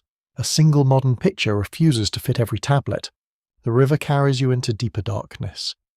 Lamps along the bank shrink behind you, becoming small amber points like stars resting upon mud. You feel the ferry shift underfoot as the current presses against its woven and coated hull. There is a quiet wisdom in the image of crossing. A crossing is not necessarily a world. It is not automatically the distant home of mysterious travellers. It is a place of transition, a place where boundaries meet, where one side gives way to another. The heavens contain such imagined thresholds. The moon crosses known regions. Planets wander against the fixed background of stars. Seasonal lights rise, vanish, and return through positions that allow trained observers to measure the year. A bright planet near an important part of the sky might seem to stand like a watchman at a celestial ford. It does not merely shine. It marks passage through an ordered universe. Researchers studying Babylonian astronomy have shown how seriously scholars pursued the motion of Jupiter. A study published in the journal Science examined clay tablets, demonstrating that Babylonian experts calculated Jupiter's changing position through sophisticated numerical methods. They followed its movement with a precision that still surprises those who imagine ancient observers merely making poetic guesses beneath pretty stars. These people were patient, mathematical, and extremely interested in where Jupiter was going. Naturally, they did not enjoy the convenience of a weather application announcing cloud cover at the worst possible moment. They had dust, smoke, seasonal haze, tired eyes, and perhaps a colleague confidently declaring that the bright object was visible when everyone else saw only darkness. Scholarship has always required a measure of endurance. The ferry reaches the opposite bank. You climb onto damp earth, where a narrow path leads toward Babylon. Far ahead, the city's sacred structures rise as darker forms against the sky. Within its ritual life, Marduk's importance grows until he stands at the centre of a magnificent theological vision. His victory establishes order. His authority arranges the cosmos. His star, associated strongly with Jupiter, becomes more than a wandering light. It becomes a royal emblem in heaven. A reciter in a lamplit courtyard speaks lines from the great creation poem. His voice is steady and restrained, shaped by long practice. The poem does not describe a planet filled with beings preparing a journey to Earth. It describes a god establishing heavenly order, setting stars in their courses, and holding a position of command within a universe newly made stable. The language is sacred and political at once, reflecting a city whose god has been raised above rivals. Studies connected with Oxford University have examined the circulation and reception of this creation poem, showing its close relationship with royal ideology and religious authority. The poem belongs to a world where divine supremacy supports earthly claims of greatness. Babylon is not merely proud of its walls, temples, markets, an impressive ability to accumulate paperwork. It places its patron god within the architecture of creation itself. Nibiru belongs inside that architecture. Still, the name has become a doorway through which another story enters. In recent popular accounts, Nibiru is treated as an undiscovered planet moving through a vast orbit, home or station of the Anunnaki. It becomes a secret origin point, a dark celestial harbour hidden from ordinary astronomy. The attraction is understandable. A mysterious ancient name feels as though it should conceal a mysterious object. A celestial crossing becomes a distant world. Divine order becomes interplanetary travel. Clay signs become evidence of a forgotten voyage. Yet the ancient tablets remain quieter. They present Nibiru through the complex language of stars, gods, positions, and celestial crossings. They connect the term with Mukund in astronomical contexts, with visible heavenly phenomena. They do not provide an account of an unseen planet returning on a vast cycle with divine passengers aboard. The absence feels almost disappointing, rather like opening an ornate treasure chest and finding beautifully organized tax records. Valuable, certainly. Less accommodating to adventure, a quirky uncertainty survives within the scholarly record. Nibiru does not always seem pinned permanently to one celestial object in every surviving passage. Its meaning may depend upon setting, function, or appearance. A name linked with crossing might be applied where a relevant heavenly body assumes that role. To a modern reader accustomed to fixed labels, this feels evasive. To an ancient scribe, it may have been entirely reasonable. The name described significance, not merely identity. Researchers continue to dispute how every difficult Nibiru passage should be understood. Is the term best treated as a specific name for Jupiter in principal astronomical settings, or as a flexible designation for a heavenly crossing point associated with Marduk? The surviving tablets allow careful interpretations, but they do not remove every uncertainty. The word stands at the border between observation and theology, carrying light from both realms. You walk through the outer streets as Jupiter hangs above the city. The air smells of cooling brick, river moisture, and smoke from household fires. A dog sleeps beside a doorway. A woman folds cloth under a lamp. Two men quietly unload jars from a cart, each moving with the resigned grace of people whose work has extended well into the night. Above such ordinary lives, Nibiru shines not as a revealed machine, but as a question shaped by crossing. It marks the place where astronomy meets devotion, where a planet becomes a divine sign, where a sacred title later becomes a canvas for much larger dreams. Jupiter continues across the darkness with calm brilliance. It does not explain the stories attached to it. It does not correct a misunderstanding. It simply occupies its place in the night, bright enough to guide attention, distant enough to preserve mystery, and you begin to feel that the most powerful crossings are not those between planets. They are the crossings between evidence and longing, between the words preserved in clay and the journeys human beings still hope those words might conceal. A gate of dark timber stands open beneath the moon, its iron fittings cold beneath your fingers. Beyond it lies a broad ceremonial way, quiet now, though its paving stones still carry the day's dust. Walls rise on either side, softened by moonlight into long pale surfaces. From an upper terrace comes the smell of extinguished incense and warm brick. A watchman clears his throat somewhere in the shadows, reminding the sleeping city that boundaries matter, even when no one appears to be crossing them. Overhead, another boundary is being crossed. The moon has entered a narrow company of stars, passing them with the slow confidence of a traveller who knows every gatekeeper by name. It does not wander anywhere it pleases. Night by night, it moves through a recognizable celestial belt, approaching one figure, leaving another, returning month by month to the same broad route. Planets also appear within this corridor, sometimes bright and confident, sometimes faint, sometimes turning back upon their course in a manner likely to trouble any observer seeking simple behavior. To a Babylonian scholar, such movement offers more than beauty, it offers position. You climb a brick stairway toward a terrace where two scribes have spread clay tablets beside a covered lamp. They are not drawing a picture of the whole sky. They are attending to relationships. Where is the moon tonight? Which named figure receives it? Which bright planet approaches the same region? What season does this placement suggest? Which ritual date?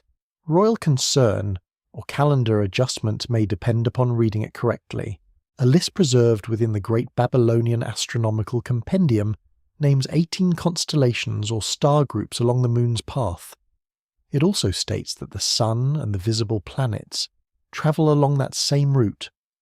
Historians of ancient science at Brown University and Oxford University have examined these records as evidence of systematic celestial mapping, created without lenses or machines, using disciplined watching and remembered sequences. The sky has become a corridor, not a corridor with brick walls, of course. The moon passes through no actual doorway shaped like a lion, a bull, a furrow, or a pair of divine twins. Yet named figures establish a sequence. Once the order is known, a moving light can be described by its neighbours. It is near the bull. It approaches the lion. It stands within the furrow. It has left the scales behind. A traveller upon the ground may say he has crossed a canal, passed an orchard, and reached a city gate. The scholar uses a similar habit of mind upon the heavens. The moon supplies motion, the stars supply landmarks. This is more useful than simply naming isolated lights. A fixed star tells you where it belongs. A moving body tells you that change is underway. Its journey provides a measure of time, a sign of recurrence, and a celestial drama unfolding slowly enough for the patient observer to record. The heavens are no longer divided only into broad sacred territories. Within their moving heart lies a route, narrow enough to follow, rich enough to carry messages. A breeze strokes the terrace, making the lamp flame shorten and brighten. One scribe lifts a tablet and recites a sequence of celestial figures. The words are less like poetry than instructions remembered through rhythm. An apprentice sits opposite him, repeating each name. He closes his eyes, attempting to see the order within his mind. A mistake earns a tap of the stylus upon clay, not cruelly, merely with the solemn disappointment reserved for anyone who has misplaced the moon. Far below, the ceremonial street leads toward a sacred precinct. Gates, walls, platforms, shrines, and processional routes organize movement through the city. A person does not approach every doorway equally. Some entrances belong to servants, others belong to officials. One may admit a statue during festival movement, another may frame the entrance of a king. The city's architecture teaches rank through direction. The sky's architecture may have offered a similar feeling. A planet moving through the moon's road is not merely changing location, it is entering named regions loaded with divine associations. A brilliant wandering star among the celestial lion may appear under one kind of meaning. The same light near the bull may invite another reading. The route gives context to the traveller, rather as the gate through which a visitor enters tells the palace whether he comes as envoy, petitioner, prisoner, or guest. Among those wandering lights, Jupiter carries particular splendour. Associated with Marduk in Babylonian thought, it moves slowly through the celestial corridor, lingering among star figures with stately calm. Venus moves differently, dazzling and elusive. Mars appears with a more troubling character, its reddish glow joined with divine associations of conflict and affliction. Saturn advances with severe patience. Mercury is difficult, low, quick, and inclined to disappear whenever observation becomes convenient. One almost feels sorry for the scholar assigned to Mercury. Even the heavens include an official who refuses to attend scheduled appointments. A small carved stone rests beside the tablets. It bears symbols used in learned or protective settings, divine emblems, crescents, stars, creatures whose meaning belongs to a dense sacred tradition. Boundary stones from Babylonia sometimes carry heavenly symbols above legal texts concerning land grants. A field boundary established upon Earth may therefore be guarded beneath images of celestial powers. This is an unusual and revealing detail. Property lines in soil call upon the sky as witness. The notion deepens quietly. Humans mark land because land may be disputed. Gods mark heaven because heaven represents a greater order. A celestial route cannot be moved by an ambitious neighbour during the night. It cannot be erased by floodwater or altered by a dishonest surveyor with exceptionally flexible principles. Its landmarks return in their sequence, carrying the impression of a structure more reliable than anything placed in mud. Still, questions remain among scholars.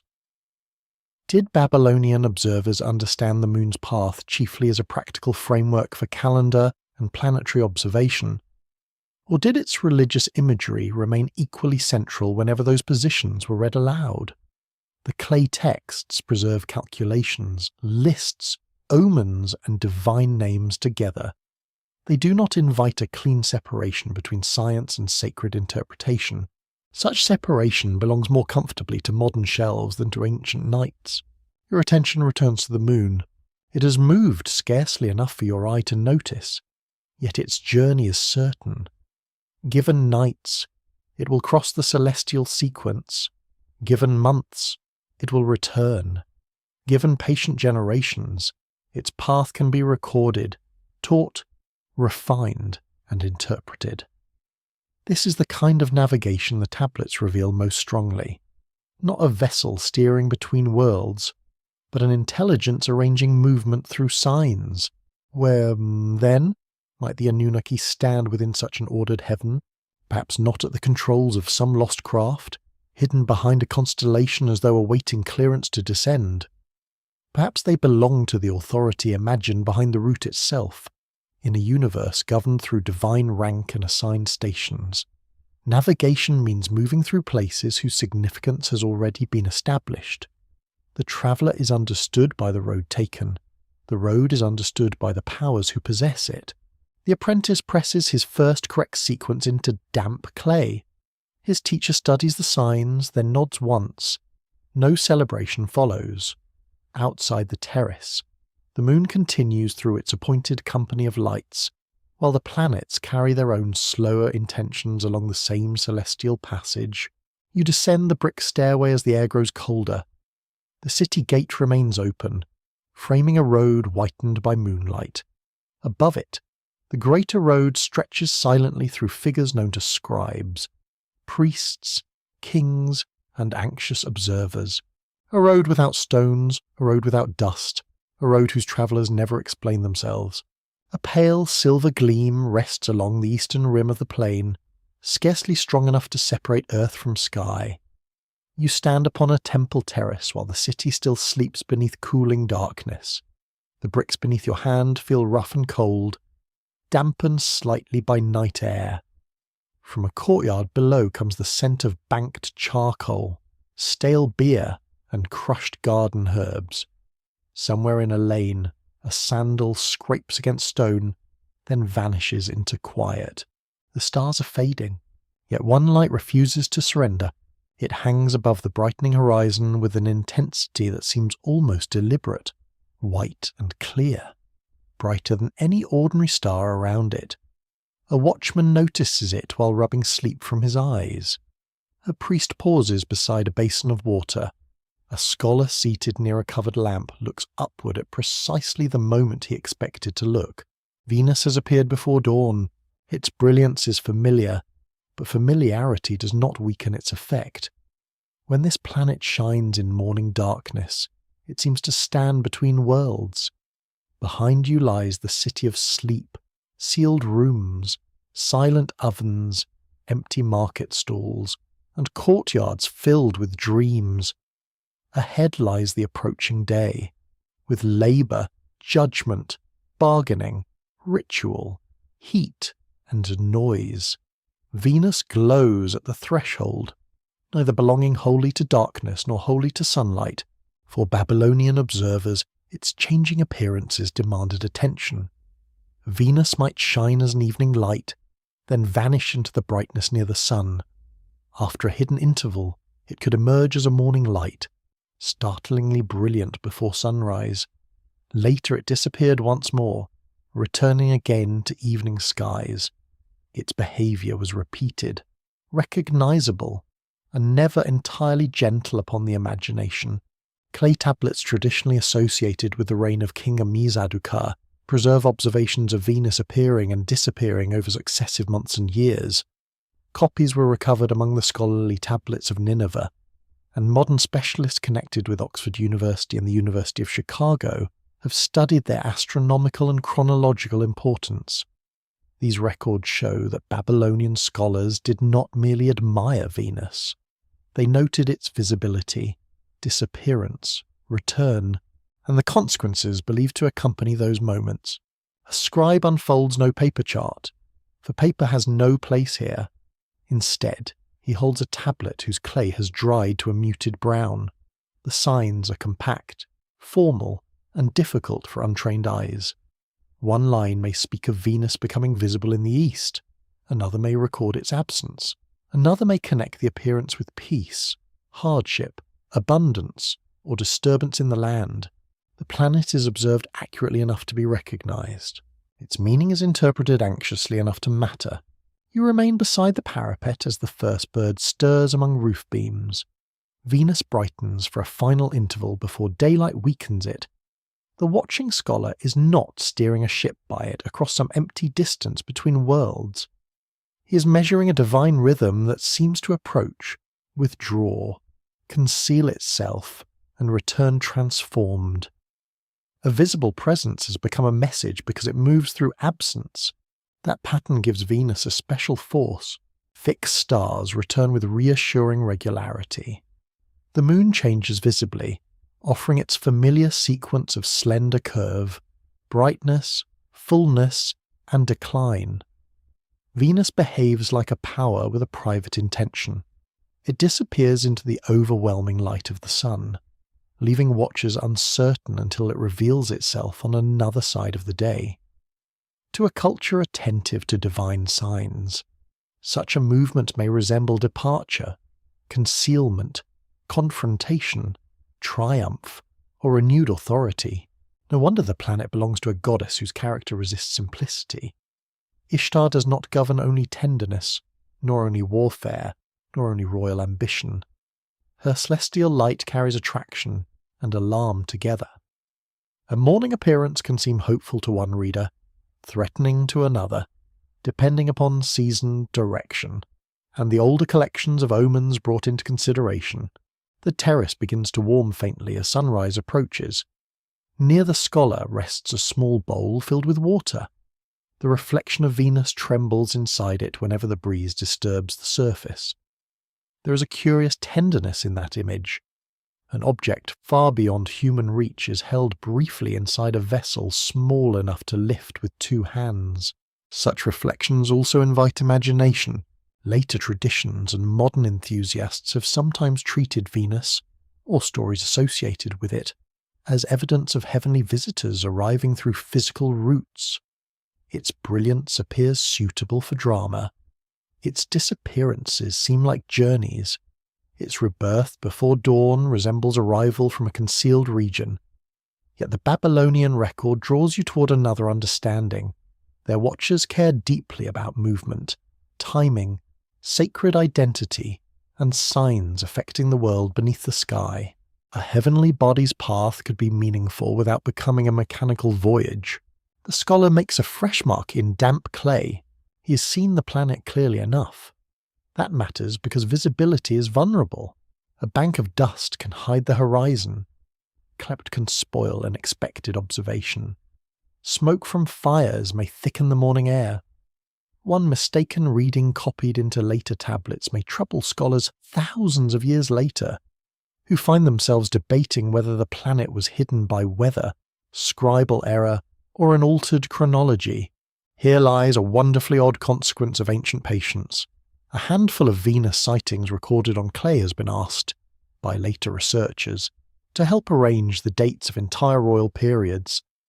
Different readings of the observations have supported different proposed chronologies for early Babylonian history. The morning star, having once disturbed kings with omens, eventually disturbed modern historians with calendars. Some celestial habits remain remarkably consistent. The disagreement is not merely playful. Scholars continue to ask how securely the Venus observations can anchor absolute dates. The tablet tradition survives through later copies, and its numbers may have suffered damage or copying errors. Some researchers place greater confidence in the recorded cycles. Others warn that astronomical data, textual transmission, and omen conventions must be weighed carefully together. The light was real. The exact historical conclusions remain under careful argument. Below the terrace, a door opens.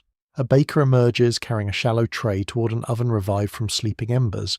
A servant pours water into jars. A man leading 2 sheep pauses to glance toward the eastern brightness. He does not need a scribal education to notice Venus.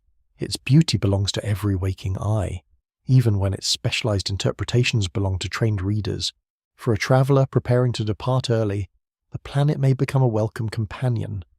Its presence announces the approach of daylight and hangs over the direction where dawn will open the road. It does not provide a complete route through marsh, village, desert, or mountain pass, cannot warn of a collapsed bridge or an innkeeper with creative opinions about prices. Yet it establishes orientation.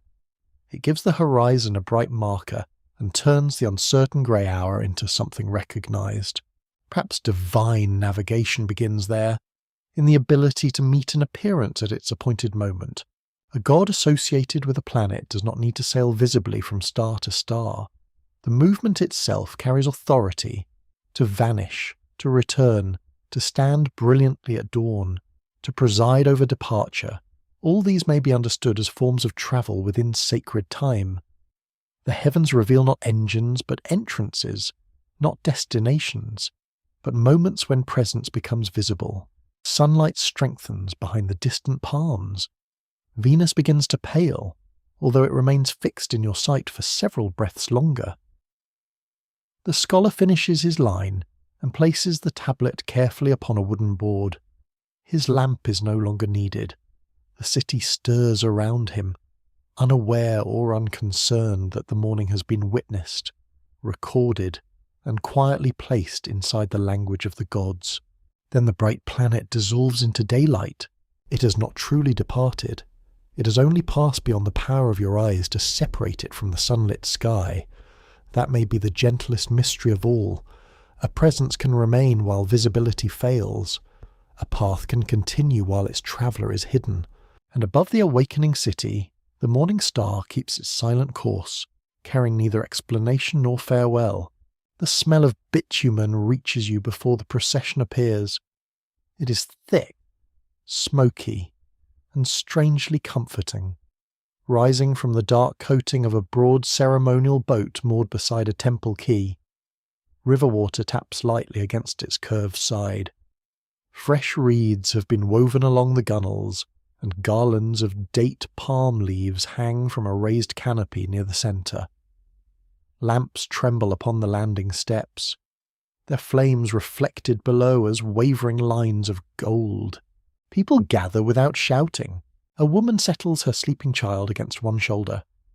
Fishermen stand back from the water, their nets folded beside bare feet.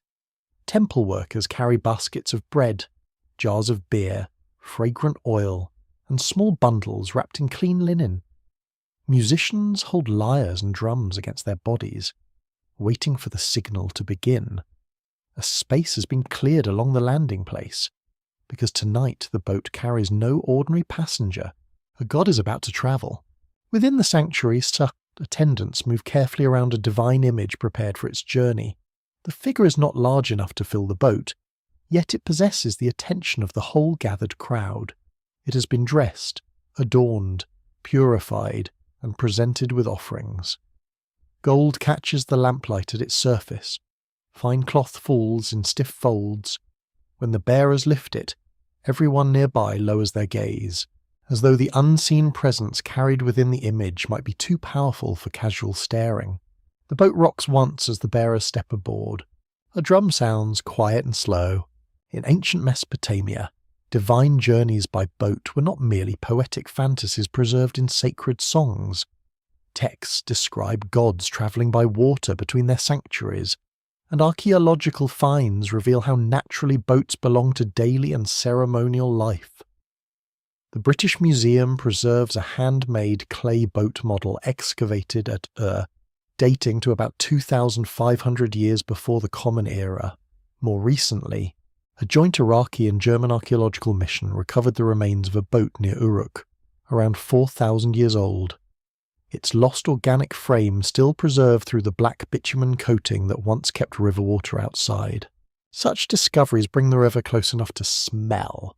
The vessel pushes away from the quay, guided by long poles and measured strokes. The crowd begins walking along the bank, keeping pace where the ground allows. Music rises gently, not loud enough to trouble the darkness. The lyre gives a rippling sound like water stirred by fingertips. A drum follows in a slow heartbeat. Children strain for a better view, while older listeners remain composed, having perhaps witnessed this passage many times and learned that dignity is easier when one's knees permit it.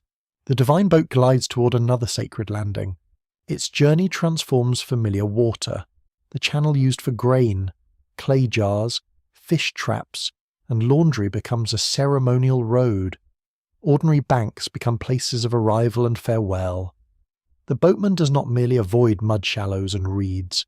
He bears the image of a power whose favour touches harvests, cities, births, storms, treaties, and the uncertain lives of everyone following along the shore. A composition known to modern scholars describes the god Enki travelling by boat from Eridu toward Nippur. Enki belongs to wisdom, craft, fresh waters, and the hidden source beneath the earth. In the song, his vessel is magnificent, and his movement brings splendour and abundance. Researchers from the University of Tartu and the University of Chicago have studied these traditions, revealing a sacred geography built around travel.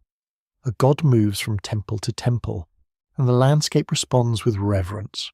You picture Eridu in the damp southern plain, close to marshland and waterbirds, where a sanctuary rises above channels breathing mist at dawn.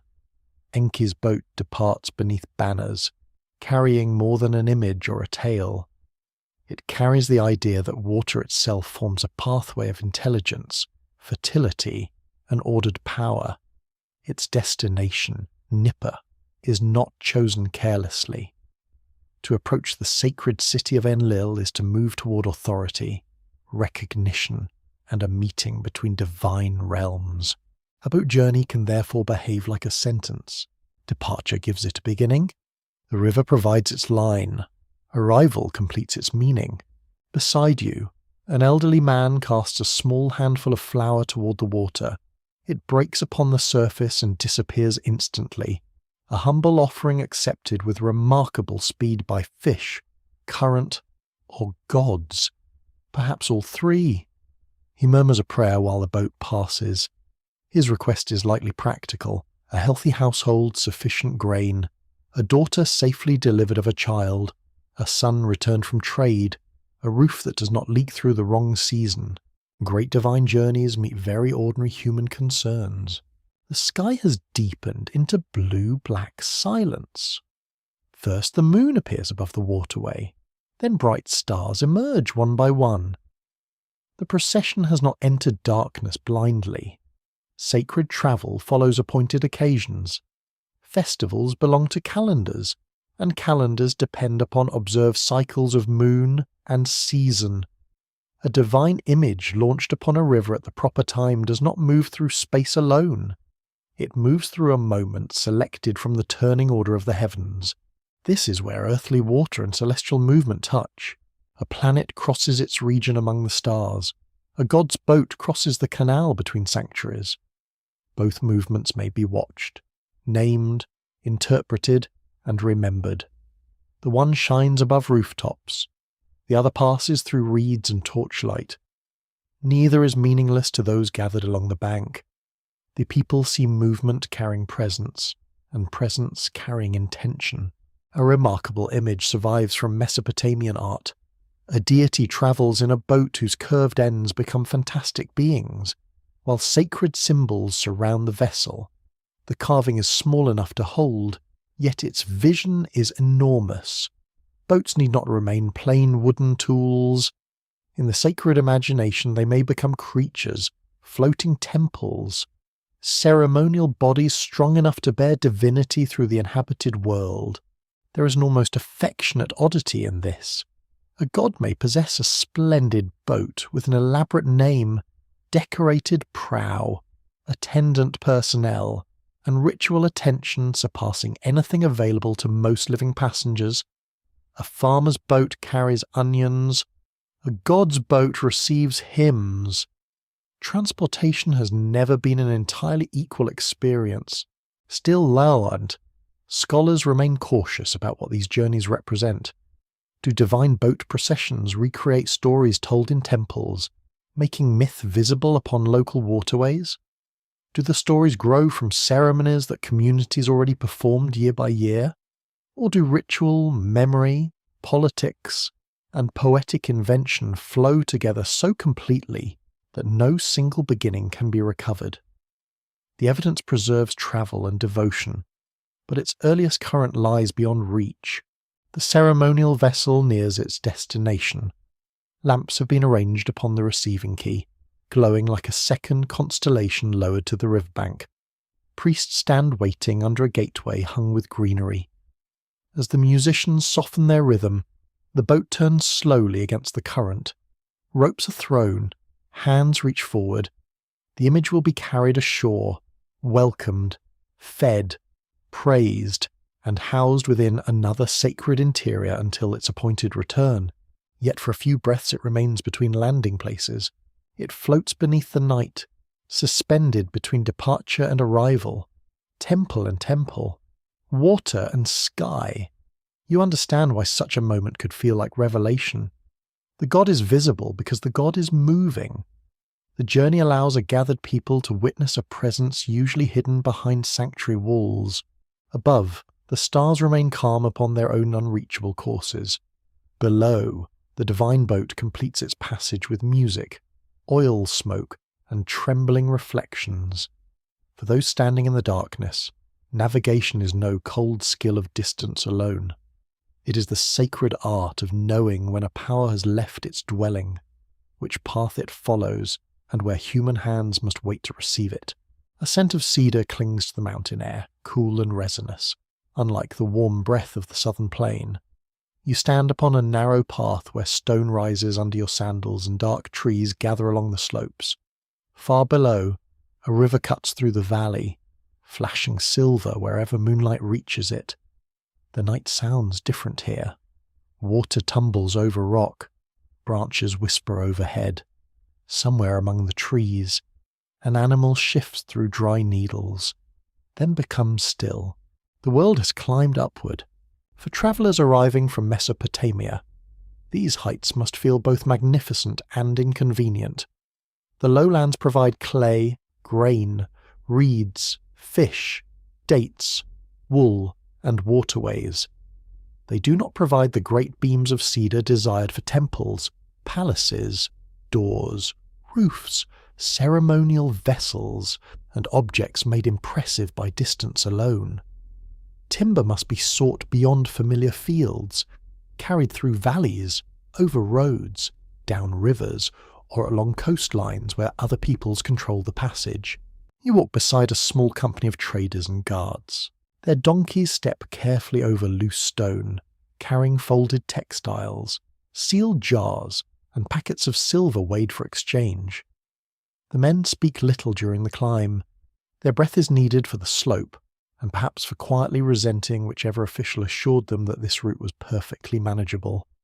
A guide leads the group toward a settlement where timber merchants, local rulers, craftsmen, and interpreters gather beneath the same moon, each valuing the journey for different reasons. Long-distance exchange binds ancient Mesopotamia to regions far beyond its alluvial heartland. Archaeological research at the University of Pennsylvania and Yale University has documented materials reaching Mesopotamian cities from distant landscapes. Cedar from western mountains, copper from lands around the Gulf and beyond, stones from Iran and Anatolia, shells from warm seas, and blue lapis lazuli, whose source lay far to the east in Afghanistan. Such objects travelled through many hands, across routes too broad for any single kingdom to command completely. A bead can carry a continent within it, In a temple treasury, a blue stone may rest beside gold and shell, polished until it holds the colour of a clear midnight sky. To the person wearing it, the stone may suggest rank, beauty, sacred favour, or wealth. To the caravan that transported it, the same stone means river crossings, bargaining, tolls, difficult animals, uncertain lodging, and the persistent suspicion that somebody along the route has become unnecessarily interested in its contents. The path reaches a ridge. From there, you see the faint glow of a settlement nestled among slopes. Roofs cluster around a fortified height. Fires burn near a gate, and smoke drifts between trees before rising into the cold air. Beyond the hills lies a wider world of ports, passes, islands, upland valleys and coastal roads. No single language fills it. No single god receives every offering. Yet traders learn gestures, measures, weights, greetings, and the small careful courtesies that turn strangers into temporary partners. Ideas travel with goods. A merchant carrying wool does not arrive empty of stories. A sailor purchasing grain may notice symbols carved upon a seal. A diplomatic bride enters a foreign court with attendants, rituals, songs, perfumes, and memories of the gods honoured in her childhood home. A craftsman may copy an unfamiliar creature from an imported object. A priest may hear that another city watches a brilliant planet with a name resembling the power worshipped in his own sanctuary. The sky assists such recognition. Above a cedar valley, Venus still burns with startling brightness. The moon still measures its changing face. Constellations rise over foreign roofs. Although their names may differ, a traveller crossing from the river plain toward western cities does not leave the heavens behind. He finds them waiting in altered stories. The same bright point may belong to another goddess, praised in another language, offered incense beneath another roof. Familiar light meets unfamiliar ceremony. At the settlement gate, the caravan pauses for inspection. A local official examines seals pressed upon clay fastenings attached to the merchandise. One seal shows a worshipper approaching a seated deity. Another bears a contest of animals, muscular and perfectly serious, though the creatures appear to have devoted an astonishing portion of eternity to wrestling.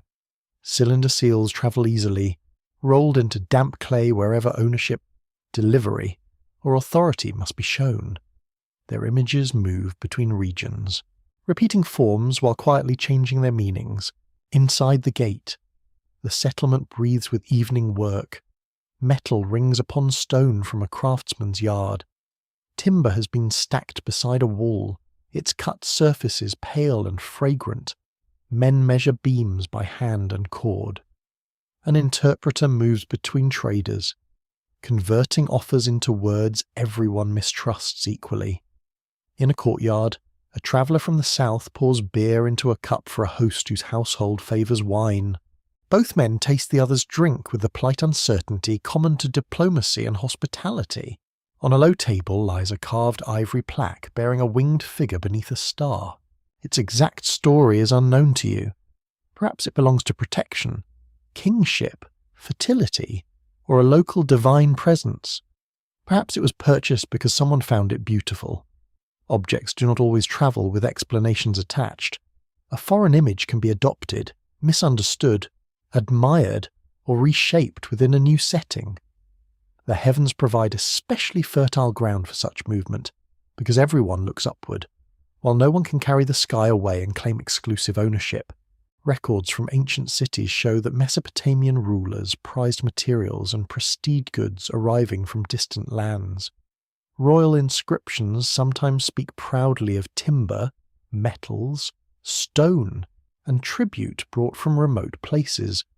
These claims may exaggerate control, as rulers generally prefer geography to behave as though it exists for their convenience. Yet the material remains confirm broad networks of exchange. The lowland cities were never sealed worlds. Their wealth, art, and sacred display depended upon roads stretching outward. A curious tale from Mesopotamian literature places a heroic king within a cedar forest, guarded by a fearsome supernatural being. The forest is not presented merely as a lumber supply.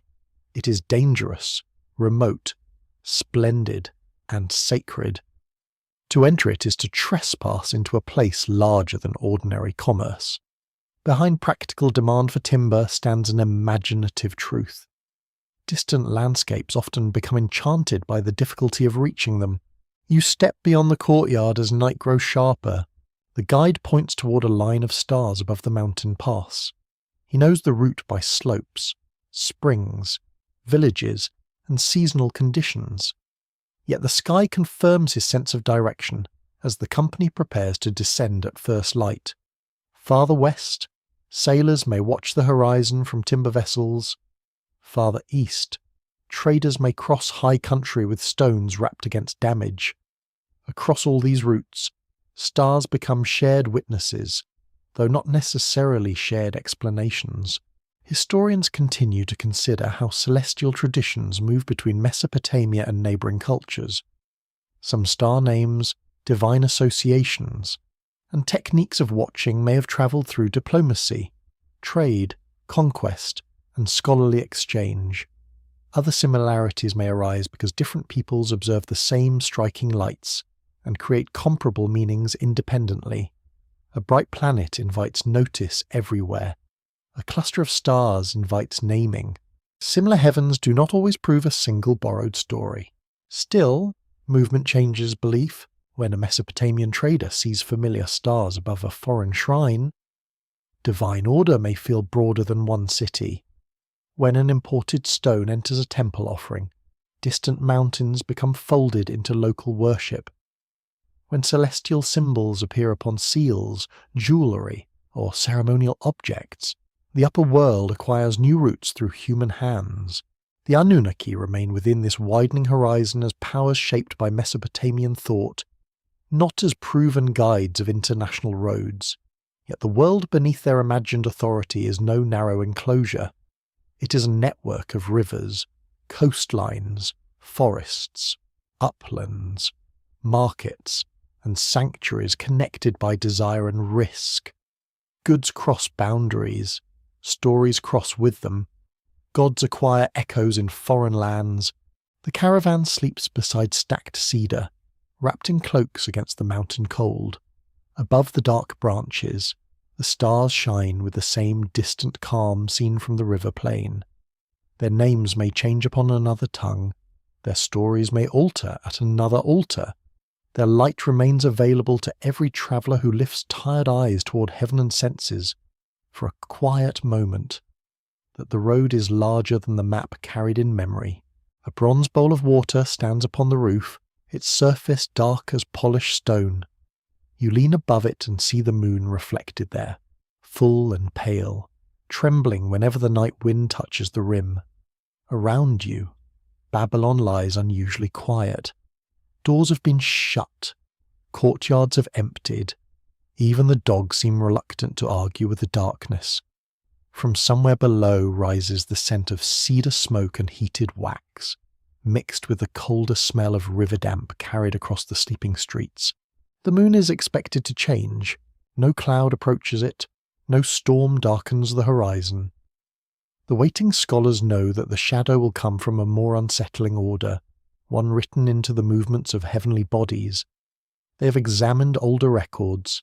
They have compared dates, watched the shape of months, considered earlier nights when the moon lost its brightness. Clay tablets rest beside them, covered with signs recording events remembered by men long buried. Tonight is not simply an observation, it is an appointment with darkness. A senior scholar sits upon a folded mat, wrapped in a woolen cloak. Beside him, 2 assistants prepare tablets of fresh clay. One holds a water clock, attending to the passage of the night. Another watches the eastern edge of the moon, narrowing his eyes whenever the light appears uncertain. Their work is calm, almost painfully so.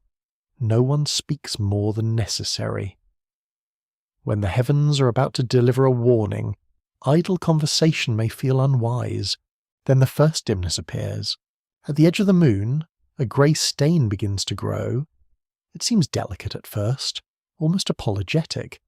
Yet it advances steadily, swallowing brightness without flame, smoke, or sound. The white disk becomes wounded by shadow. Within moments, the entire roof feels colder, although the air has barely changed.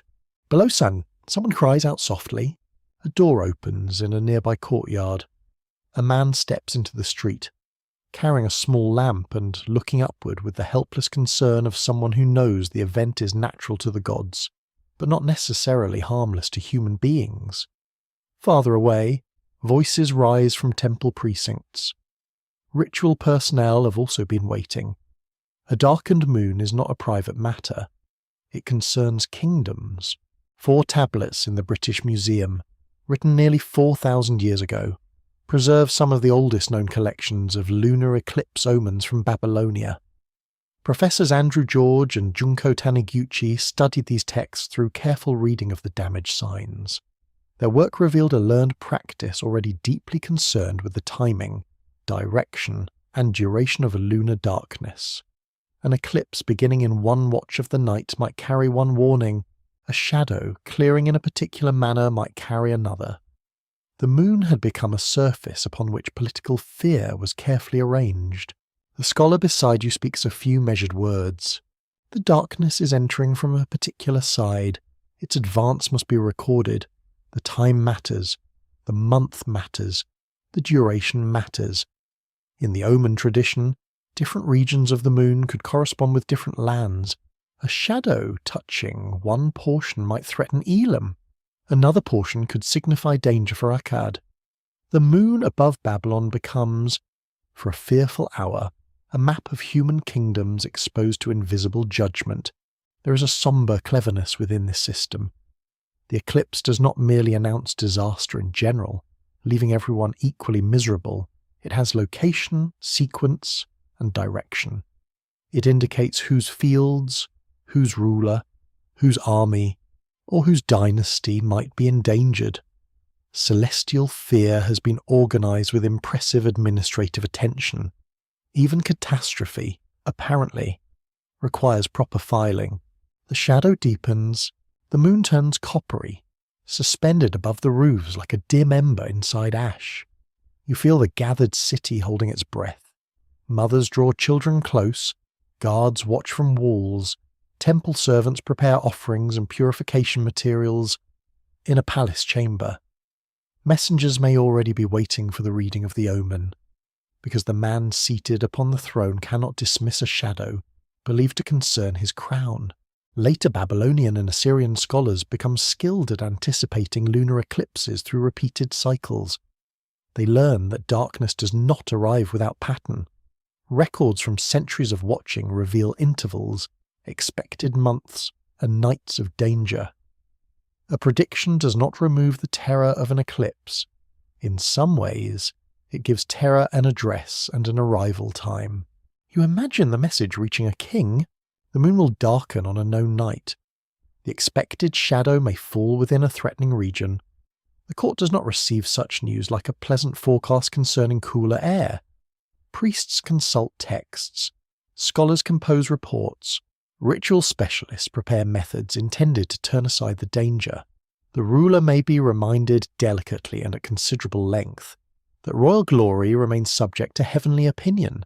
The ancient series called When the Gods, Anu and Enlil, contains extensive collections of celestial omens, including eclipse interpretations.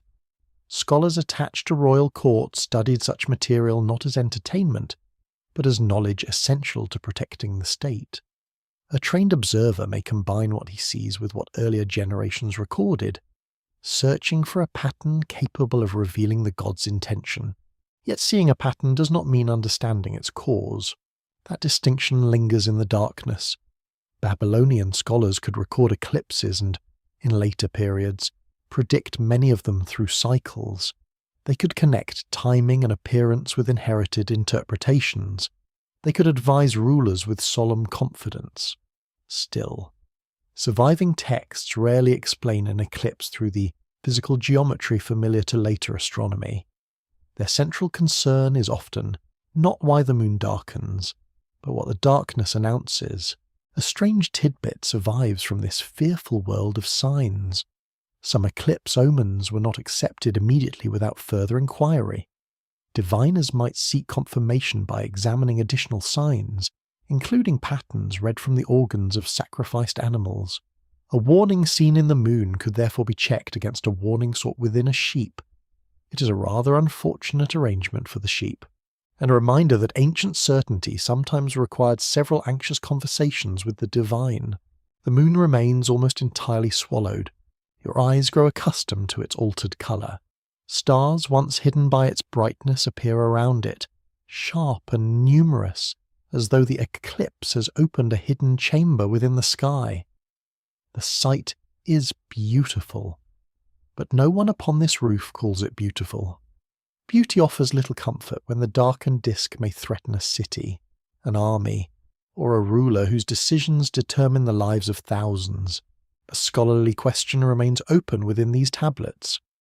Were omen collections built mainly from remembered coincidences between eclipses and later events, gradually gathered into authoritative patterns, or were many interpretations shaped by symbolic principles, assigning meaning through direction, colour, timing, and geography even without remembered outcomes? The texts show a disciplined tradition, but discipline does not always reveal how belief first took root. You hear the stylus moving across clay. The sound is small, scratch after scratch, holding the shadow in signs. The eclipse will pass, but the record will remain. A future scholar may consult it when another full moon begins to darken. A future ruler may fear the same approach of shade. A future city may look upward and discover that the heavens appear to remember dangers humans desperately wish to escape. Slowly, the moon begins to clear. Brightness returns at one edge, thin at first, then spreading with quiet assurance. A breath releases across the rooftop. The assistants exchange glances, but their teacher remains fixed upon the changing disk. Every stage must be recorded. The ending carries meaning as surely as the beginning. The moon does not explain why it frightened a kingdom. It simply restores its light. Above Babylon, the great shadow withdraws, leaving the city beneath an ordinary night that no longer feels ordinary. The watchers gather their tablets. The palace waits for interpretation, and in the deep celestial silence, the gods seem not to travel by road or vessel, but by interruption, revealing their unseen authority when a familiar light suddenly vanishes. Rain has touched Babylon during the night, leaving the roof tiles cool and faintly fragrant. You step into an upper writing room while water still gathers inside shallow depressions of brick. The city below shines in patches where puddles catch the earliest grey of morning. Within the room, reed shelves hold tablets wrapped in cloth, arranged not for ritual display, but for consultation. These are not songs for a festival or prayers for a frightened king. They are records of what returned. A scholar sits beside an open window, reading yesterday against today. His lamp has burned low, staining the rim of its bowl with soot. Beside it lies a tablet covered in narrow rows of signs. Each row preserves something noticed with careful restraint: the position of the moon, the appearance of a planet, the weather, the level of the river, the price of barley, perhaps even an unusual event in the city. No single entry seems astonishing, yet a language does not arise from a single sound. It arises when sounds recur, change place, answer one another, and begin to form expectation. Outside, a damp breeze lifts the hem of his robe. He turns to a second tablet. A star appeared near the horizon on one night, then rose earlier as the season shifted. A planet stood beside one named constellation, then approached another. The moon moved through its established sequence, growing, brightening, declining, disappearing, and returning as a fine curve in evening air. Each event seems simple when seen alone. Together, repeated over months and years, they become syntax written across darkness. Babylonian astronomical diaries preserve precisely this patient habit of attention. Beginning in the first millennium before the Common Era, scribes recorded celestial positions alongside earthly conditions with remarkable consistency. Scholars associated with Brown University and the University of Vienna have shown how these diaries became an immense archive of observed regularity, capable of supporting increasingly exact predictions. The writers did not need every star to speak in a human voice. Repetition itself became the voice. You lower yourself onto a woven mat near the window. The scholar touches one sign with the smooth wooden end of his stylus. He does not explain it as a marvel. His expression is closer to that of a gardener inspecting shoots in expected soil. A planet has returned to a familiar part of the sky. Its cycle is not completed because anyone wished it to do so. It is completed because the heavens possess habits, and the task of a careful observer is to learn them without becoming bored. That may be harder than it sounds. To watch one glorious appearance is easy. To admire a brilliant star on a clear evening requires no special devotion. To record similar observations across cloud, dust, cold winds, troublesome lamps, family obligations, temple duties, aching knees, and nights when absolutely nothing dramatic occurs requires another kind of mind. It requires someone willing to accept that truth often arrives dressed as repetition. The sky speaks slowly. A boy enters carrying fresh clay. He places it on the table and gazes toward the rows of hardened tablets with an expression caught between reverence and alarm. His training will require copying signs, learning star names, memorizing sequences, and discovering that the universe contains rather more columns of information than a young person might reasonably hope. His teacher gestures toward the window, then toward the clay. Look, record, compare, look again.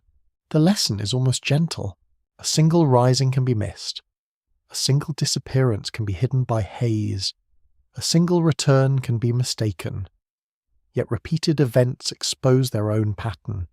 The apprentice will learn that certain stars announce portions of the year because they emerge at dependable seasons. He will learn that the moon follows an observable rhythm, although its months do not fit the solar year with perfect courtesy. He will learn that planets wander, pause, reverse their visible direction, and resume their passage through regions already named. Such knowledge is not a map painted upon parchment. It is a grammar carried in memory and clay. A noun might be a recognized constellation, fixed enough to anchor description. A verb might be the motion of a planet, entering, leaving, rising, setting, vanishing. An ending might be a date, a measure of time, a condition of visibility.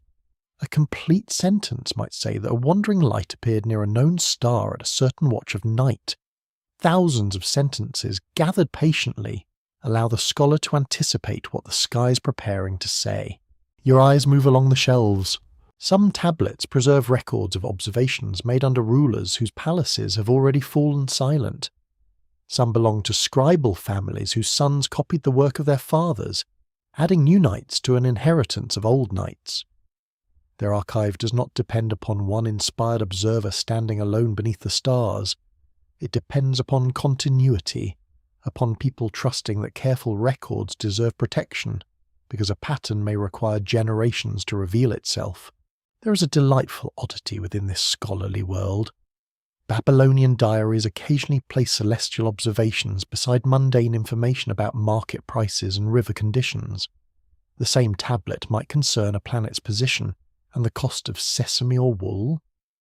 Heaven and household expense meet comfortably upon clay, as though a wandering star and an inconveniently expensive basket of dates belong to one great system of concern. For the people keeping these records, they probably did.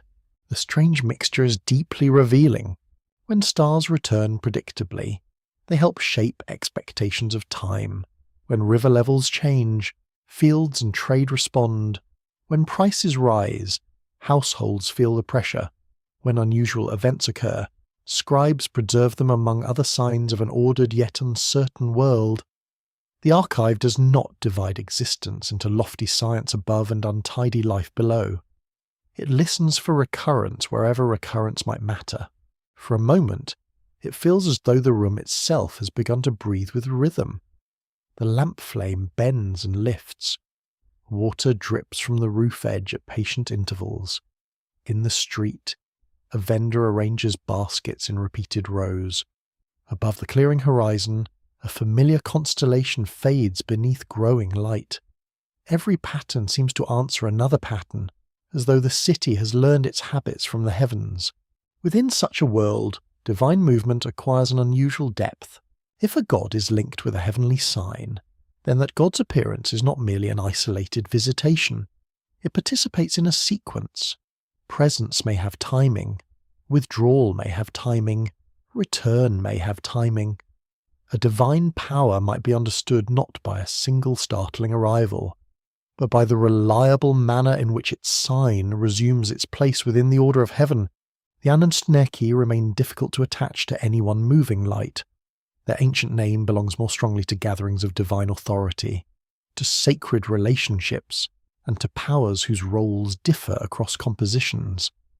Yet a culture trained to read repeated celestial motion could easily imagine divine order as something navigated through appointed positions and recurring moments. A being need not leave tracks in dust when its presence is measured through patterns that outlast every traveller below. There is still an open discussion among historians of ancient knowledge. Some argue that long records of observation gradually encouraged more mathematical approaches, loosening prediction from older religious interpretation. Others emphasize that celestial calculation and divine meaning continue together, each useful within the same learned culture. The tablets do not present a sudden choice between belief and measurement. They present hands writing both under the same sky. The scholar selects a fresh piece of clay. Morning has strengthened now. Washing the room in colourless light, he writes a date, notes a position, and pauses while listening to a bird calling from a wet rooftop. The observation seems almost too small to preserve. Yet he knows small facts gathered faithfully may reveal a road no single night can show. You stand beside him, feeling the quiet weight of that patience. No forgotten language of stars requires whispering voices or hidden symbols burning across the sky. Its first words are recurrence. Its phrases are intervals. Its meaning grows through the measured return of things that seem to disappear, yet come again. Above the waking streets, the last stars fade from sight. Their silence is not emptiness. It is a sentence still unfolding, waiting for darkness to make its signs visible once more. The reading room is quiet enough for paper to sound like fabric. You sit beneath a green-shaded lamp surrounded by photographs of seals, tablet copies, dictionaries, and handwritten notes. Outside the tall window, rain darkens a modern street. Cars pass in brief streaks of reflected light. Within this room, however, the ancient gods have entered a new age of interpretation. No incense burns here. No priest prepares an offering. Only a translation stands between clay and belief. A photograph lies near your hand. It shows a small cylinder seal preserved in Berlin, catalogued as inventory number 243. Rolled across soft clay, the seal produces a scene of human figures approaching a seated deity. Above them appears a star-shaped sign surrounded by several rounded marks. The image is tiny, easily overlooked among thousands of Mesopotamian seals carrying stars, moons, divine symbols, processions, worshippers, animals, tools, and sacred emblems. Yet this particular image acquires a remarkable second life. During the 20th century, a popular writer named Zecharia Sitchin presents the star and surrounding marks as a diagram of the solar system. Within his account, the ancient people of Mesopotamia already know worlds invisible to unaided eyes. Nibiru becomes a distant returning planet. The Anunnaki become visitors from that world, arriving upon Earth with knowledge, ambition, and a purpose hidden inside the oldest stories of civilization. The idea is elegant in the way dreams can be elegant. A small seal becomes a map, a divine name becomes a species, a sacred journey becomes a voyage through space. Human origins, suddenly, seem to contain a concealed chapter known to ancient scribes and lost to everyone else. The imagination is offered a locked door, and naturally it reaches for the key with considerable enthusiasm. You lean closer to the photograph. The seal does not grow larger in meaning simply because you wish it to. Its signs must be compared with other seals, other star symbols, other inscriptions, and the words actually preserved upon the object. Specialists in Mesopotamian art recognize the central form as an astral emblem, the familiar sign of a star or divine presence. The inscription identifies a human servant and his personal relationship within an ordinary presentation scene. It does not name Nibiru, it does not mention the Anunnaki, it does not describe planets arranged around a sun. That silence is uncomfortable. A mystery can survive missing evidence.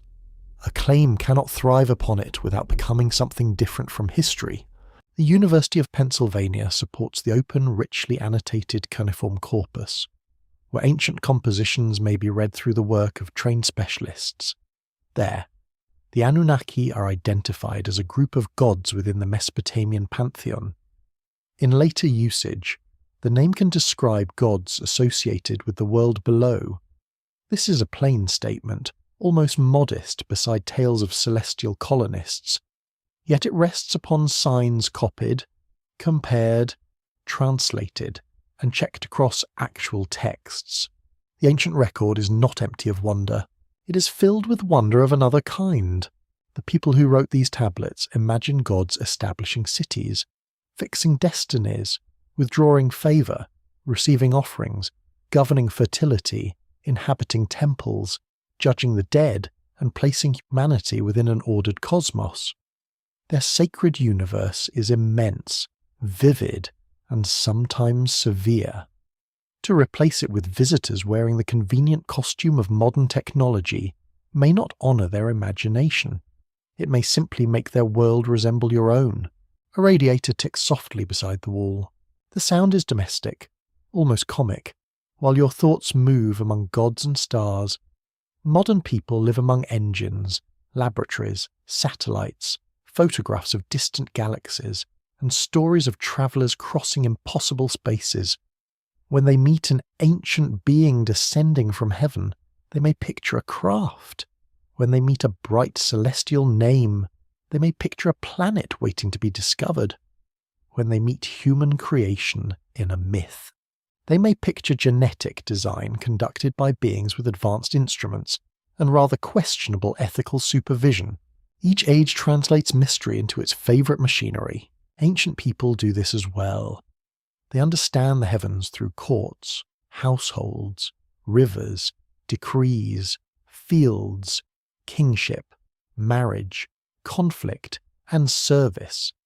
Their gods govern like lords because lordship shapes life around them.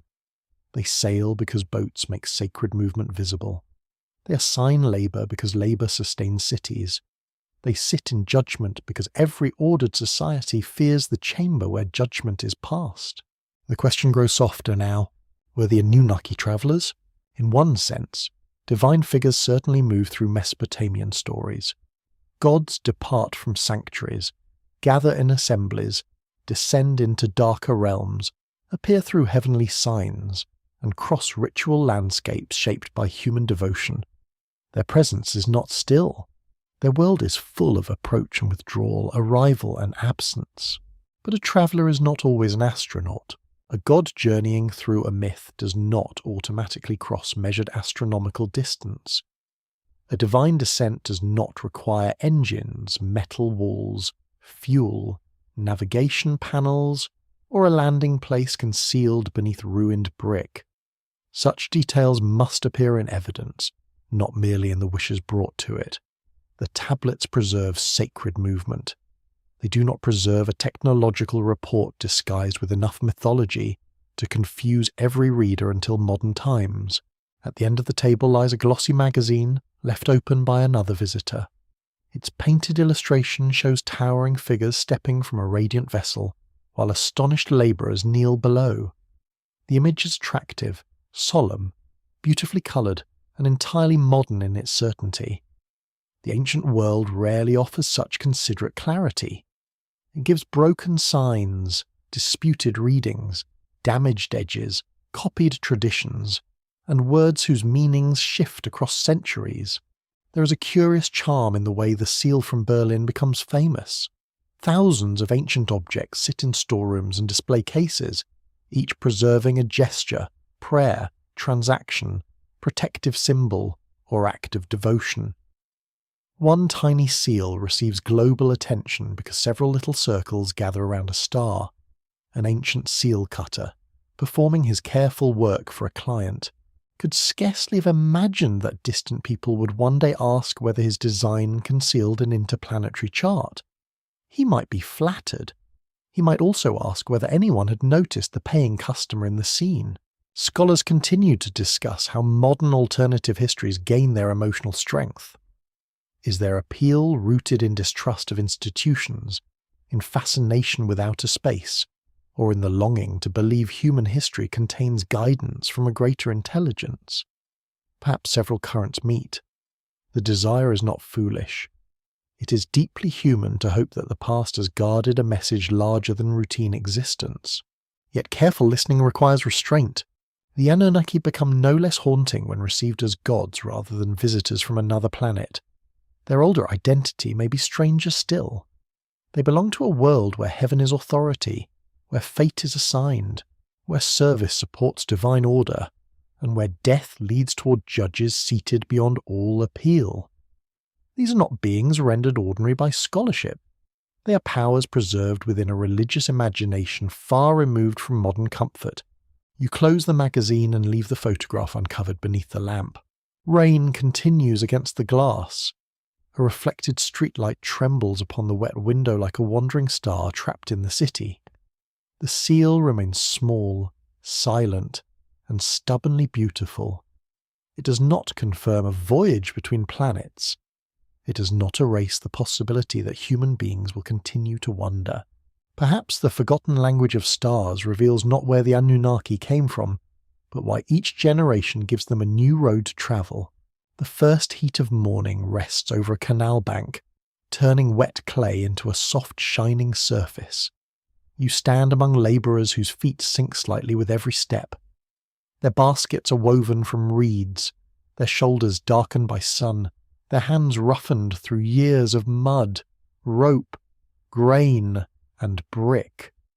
A foreman calls for another load of silt to be lifted from the channel. Water must continue flowing toward the fields. Barley will not grow because a king desires it, nor because a priest recites beautifully. Someone must clear the canal. A basket rises. Mud spills down a man's back. The city is fed by such movements. Beyond the canal, smoke climbs from ovens. Women grind grain on heavy stones, pushing forward and drawing back until flour gathers in pale heaps. A child carries a jar too carefully, walking with the tense concentration of someone trusted with more water than confidence. In the distance, temple walls catch the new sunlight. Their high surfaces seem calm and permanent, yet their offerings depend upon ordinary bodies already sweating in the fields. Here, the oldest question becomes uncomfortable. Why are human beings here? In several Mesopotamian creation traditions, people enter the world through a practical divine problem. The gods themselves are burdened by work. They dig canals, maintain the land, and endure labour necessary for survival and abundance. Eventually, the burden becomes intolerable. A decision is made. Humanity is fashioned so that divine beings may rest while human hands continue the work of sustaining order. You listen to the canal water slipping through newly cleared mud. The idea is not flattering. Modern listeners often prefer stories in which humanity appears as the treasured centre of creation, welcomed with warmth, entrusted with beauty, and perhaps offered a comfortable garden. The Mesopotamian vision can feel sterner. People are formed within a system that already requires service. They feed the temples, they supply offerings, they work fields whose abundance honours divine powers. They maintain the world because maintenance has been transferred downward. Scholars at the University of Pennsylvania have preserved and translated ancient compositions in which divine labour leads toward human creation. Researchers at the University of Chicago have examined temple institutions where offerings, fields, animals, workers, and sacred obligation formed a functioning economy. The myths do not float far above daily reality. They speak in the language of canals because canals require exhausting care. They speak of food for gods because temples receive food through organised human effort. A labourer steps from the canal and rinses his arms. His breakfast waits in a shallow bowl, coarse bread, onions, and beer thick enough to nourish as much as refresh. He eats without ceremony, seated upon an overturned basket. Across the field, another worker laughs at something you cannot hear. For a moment, the story of humanity serving divine order becomes less abstract. It acquires an aching back, cracked fingernails, hunger, companionship, and the small relief of shade. The temple does not exist separately from these lives. It owns fields, receives deliveries, employs personnel, stores grain, manages flocks, and supports festivals whose splendour can be seen from far across the plain. Offerings placed before a divine statue may begin as seed pushed into soil by human fingers. Bread carried into a sanctuary may begin with irrigation water guided through a ditch by workers standing knee-deep in mud. Sacred abundance has an earthly cost, and ancient people understand that cost with remarkable clarity. At midday, you enter a temple service yard. Jars line one wall. Baskets of dates stand in a shaded corner. A brewer checks fermenting vessels while a cook tends a large pot, stirring with slow, determined circles. A scribe records quantities upon clay, his stylus moving with confidence that suggests the gods will accept devotion only when accompanied by proper accounting. Somewhere inside the sanctuary, meals will be presented ceremonially to the divine presence. Later, portions may support temple dependents and officials. Even gods have households. That is one of the quietly peculiar features of Mesopotamian religion.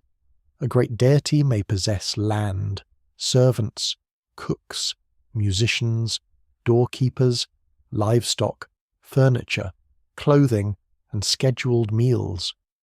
The divine world is majestic, but it is not free from domestic arrangements. A god receives beer, bread, meat, oils, and sweet cakes with regular attention. The sacred household operates with a grandeur most human families could only admire from a respectful distance. Within this structure, the Anunnaki appear as powers belonging to the larger divine order that humanity serves. They are not always the direct makers of people in every surviving composition. Their presence shifts with the text.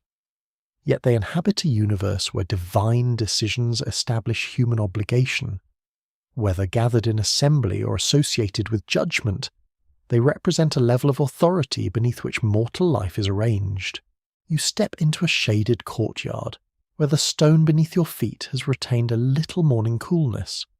A servant carries a tray toward an inner doorway. He moves carefully, not because the bread is unusual, but because its destination is sacred. The act seems simple, yet repeated day after day, season after season, it expresses a complete understanding of human place. People cultivate, people prepare, people present. The gods receive. Does this mean humanity is imagined only as a workforce? The tablets allow a gentler answer to remain possible. Service does not always mean worthlessness. To maintain temples, sing hymns, honour the dead, preserve justice, raise children, and keep the fields living may grant people a role inside cosmic order. Work burdens them, certainly, yet work also connects them with the rhythms through which the world continues. A canal cleared by weary hands becomes grain. Grain becomes bread. Bread becomes offering. Offering becomes relationship. Perhaps purpose and burden are not opposites here. A mother in a nearby courtyard shapes dough between her palms. Her daughter watches, then imitates her with a smaller portion. Their flour-dusted hands move in similar circles. Neither woman appears inside a royal inscription. No monumental relief declares their names. Still, through their daily skill, the household survives. The temple survives through thousands of equally ordinary acts. A civilization rests upon people whose identities clay records only occasionally, if at all. There is a small, unsettling tale within the wider mythic tradition. Human noise becomes so troublesome to the divine world that a decision is made to reduce or silence humanity through disaster. People, created to relieve the gods, become inconveniently numerous and loud.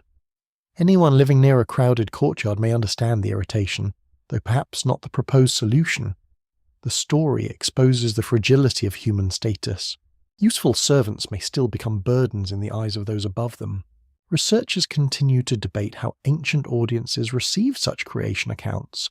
Did workers hear them as solemn explanations for the hardship woven into life? Did temple elites use them to dignify systems that depended upon labour and offerings? Or did the stories speak more broadly, expressing the human sense that survival always demands service to forces greater than individual desire? No single answer reaches every listener who once heard these lines by lamplight. The day begins to fade. Workers return from the canal with baskets empty and limbs heavy. The channel now runs more freely, catching late sunlight in broken copper reflections. Sheep press toward an enclosure. Smoke thickens above kitchens. In the temple court, another offering is prepared, lifted, and carried inward with the same measured care shown through generations. You remain beside the flowing water. A human life in this world does not stand outside divine order. Examining it from a safe distance, it lives within that order, feeds it, fears it, petitions it, and finds moments of comfort beneath its weight. The Anunnaki, hidden within the great assembly of powers, suggest not a simple answer about origin, but an older unease about purpose. Perhaps people are made for labour. Perhaps they are made for relationship. Perhaps those two ideas have always been tangled together, like reeds along a canal bank, bending under the same slow current. A charred doorway opens into a chamber without a roof.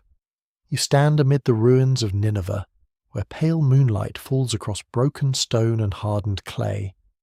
Wind moves through the empty rooms of a vanished palace, lifting the smell of dust, old ash, and dry weeds growing between foundation bricks. Nothing here resembles a library at first glance. There are no cedar shelves standing proudly against painted walls, no scholars bending over lamps, no attendants carrying tablets in woven baskets. Only wreckage remains, yet beneath this wreckage, words have survived. A worker kneels beside a shallow trench, brushing soil from a small brown fragment.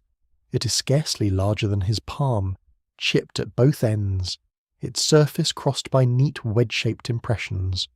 A few lines endure clearly, others vanish at the break, carrying their unfinished meanings into absence. The fragment has waited within collapsed rooms for more than 2,000 years, preserved through a strange kindness offered by destruction itself. Nineveh was the capital of the Assyrian king Ashurbanipal, a ruler feared for military violence and remembered for an unusual hunger for written knowledge. He gathered texts from across Mesopotamia, ordering copies of rituals, omens, prayers, medical works, word lists, literary compositions, and records useful to royal authority. His palace contained a learned collection vast enough to preserve the voices of older cities within the centre of an empire. Then Nineveh fell, in the year 612 before the Common Era. Attacking forces overwhelmed the city. Palaces burned, roof beams collapsed, rooms filled with debris. The fire that destroyed the royal buildings consumed wooden furniture, textiles, wax writing boards, and countless things that can no longer speak.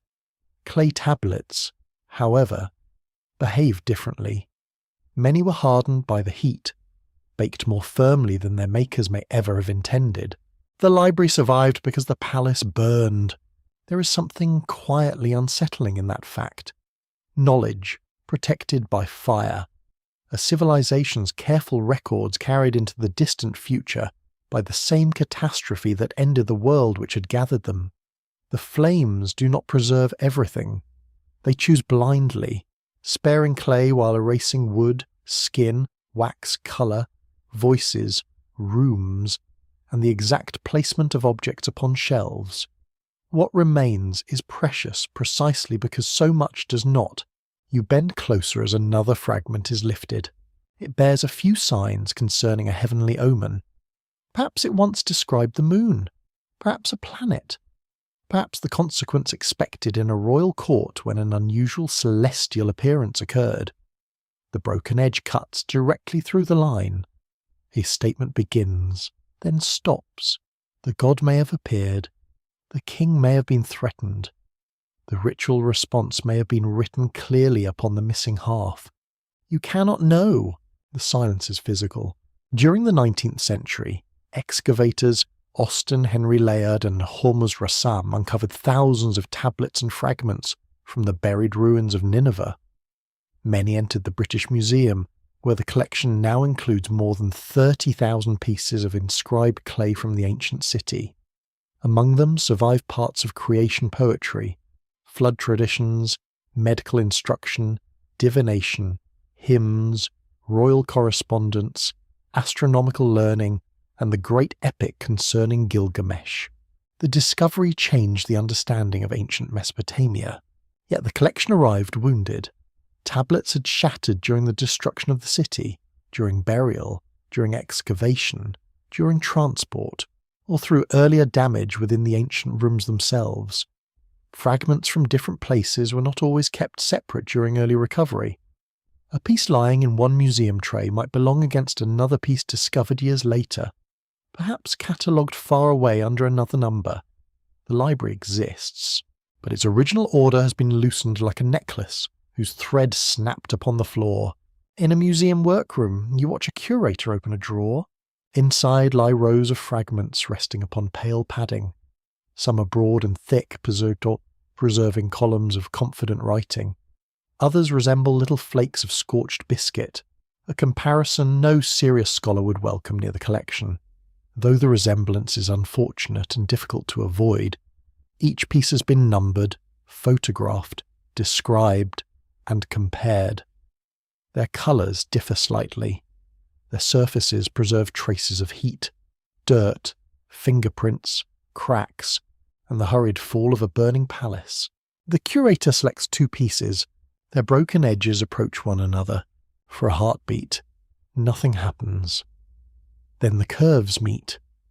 A line of signs continues across the join with startling ease, as though the tablet has drawn breath after centuries of interruption. A name becomes complete. A phrase reaches its verb. A damaged instruction regains one of its missing steps.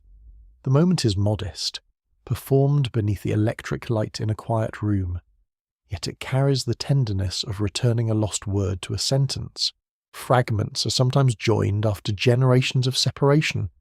A scholar may recognize that signs on one damaged piece continue upon another because of wording, shape, clay color, line spacing, or the particular habits of the ancient hand.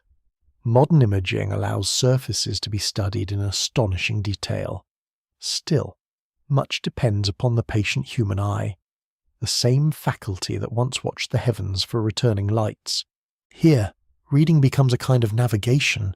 You do not travel from city gate to river landing. You move from broken sign to broken sign, crossing gaps where fire and time have removed the road. A heavenly text might begin with the name of a star and end with the fate of a ruler, while the signs connecting them remain lost. A prayer may invoke divine powers whose titles survive only in pieces. A composition mentioning the Anunnaki may preserve their presence, while withholding the exact action they perform. The missing lines matter. They prevent certainty from becoming too comfortable. Among the texts brought from Nineveh were copied traditions older than Ashurbanipal's reign, preserved because Assyrian scholars believed ancient knowledge strengthened royal power. They collected the learning of Babylonia, including celestial omen traditions and sacred literature connected with gods who had been honoured for centuries. The Anunnaki appear within that inherited world, not as a modern discovery hidden beneath ruins, but as ancient divine figures carried forward by scribes who feared forgetting. One curious detail comes from the marks scribes placed at the ends of tablets. Some copies include statements identifying a tablet as belonging to Ashurbanipal's palace, sometimes joined with warnings against theft, damage, or improper removal. Knowledge was treasured, guarded and claimed by royal ownership. A reader could be threatened by divine anger for mishandling a tablet. Apparently even a library book could carry consequences considerably more severe than a polite overdue notice, yet royal warnings could not stop a collapsing empire. The palace burns. The shelves vanish. Tablets fall into ash. The names of gods remain trapped within scattered clay until unfamiliar hands lift them under another sky. Scholars continue to ask how closely the recovered fragments reflect the library as it once functioned. Were tablets grouped by subject, by scholarly series, by ritual need, or by the practical decisions of attendants whose system has vanished? How many works were written upon perishable boards that burned without trace? How many divine names, star tables, commentaries, and explanations disappeared in smoke, leaving surviving clay to represent a larger collection imperfectly? You return in thought to the ruined chamber. Moonlight rests on shattered walls. An owl calls somewhere among the mounds. The city that once demanded tribute from kingdoms now offers fragments to the wind. Beneath your feet, perhaps, a broken tablet still waits, holding half a line concerning a divine council, a celestial station, or a road assigned among the stars. Perhaps the missing words would clarify everything. Perhaps they would deepen the mystery. The ruined library gives no promise. It offers only survival in pieces, signs separated from their endings, gods separated from their complete stories, and a sky whose ancient language reaches you through the fractures of a burned world. A chalky moon hangs over the edge of a salt flat, while dawn waits beneath the eastern horizon. You stand on a raised strip of earth where the irrigated land begins to fade into pale emptiness. Behind you, date palms lean above watered plots. Ahead, the ground stretches outward in silver-grey silence, broken only by small stones, dry channels, and the prints of animals that passed during the cooler hours. A surveyor kneels nearby. He drives a wooden peg into the ground, checks a cord, and calls quietly to an assistant standing farther along the field boundary. Their work concerns a dispute between neighbouring estates, each claiming that the watercourse bends more generously toward its own barley. The disagreement is ordinary. The consequences are not. A slight movement of a boundary may determine rations, taxes, temple income, and whether a household reaches the harvest with dignity intact. Above these men, a planet fades in the growing light. It has nothing to say about missing pegs, yet it belongs to a larger habit of order. The ancient sky texts do not reveal instructions for piloting hidden machines through the atmosphere. They reveal people building reliable systems inside uncertain lives. A moon phase helps settle the calendar. A planetary appearance becomes an omen, requiring response. A star rising at a known season accompanies agricultural expectations. A series of recorded observations allows future scholars to anticipate celestial movement with increasing accuracy. The sky is not used to escape the world. It is used to live inside it. You feel the dry crust of salt break beneath your sandal.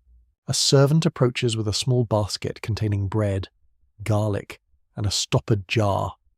The surveyor accepts his meal without looking away from the stretched cord. He has no interest in distant cosmic speculation at this hour. His concern is whether the line remains straight, whether the channel was altered by flood, and whether both landowners will accept the measurement without producing cousins carrying sticks. This, too, is navigation. Not every route carries a traveller into foreign lands. Some routes determine where water may flow, where a boundary begins, or where authority claims to be correct. Mesopotamian life depends upon positioning. A field beside a canal, an offering within a ritual schedule, a ruler beneath favourable signs, a planet among known stars. To know where something stands is to know what may be demanded from it. In the later first millennium before the Common Era, Babylonian scholars developed mathematical procedures for predicting the positions and movements of the moon and planets. Researchers such as Otto Neugebauer and Abraham Sachs established the importance of these cuneiform tablets, while later scholars at Brown University and New York University continued interpreting their technical methods. The texts are demanding and often dry, filled with numerical sequences rather than divine adventure, yet their calm arithmetic reveals an astonishing achievement. Scribes had learned to turn repeated heavenly motion into prediction. A tablet of calculations rests on a low writing board within a nearby administrative shelter. It is smaller than your hand. But its rows carry a disciplined universe. Numbers advance by rules. Intervals are added, subtracted, adjusted, and compared. A planet does not simply wander beautifully across the heavens. Its changing speed can be followed through a procedure. A lunar event does not simply arrive with fear.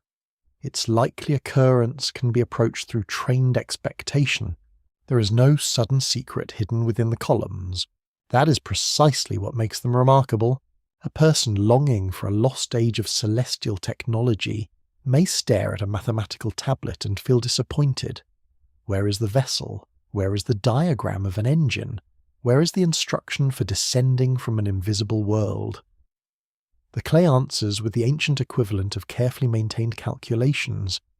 It offers columns, differences, cycles, and results, rather as though the universe has handed you a sacred mystery and quietly insisted that you finish your sums. Yet numbers can carry wonder. The scribe who records them does not shrink the sky by understanding a pattern within it.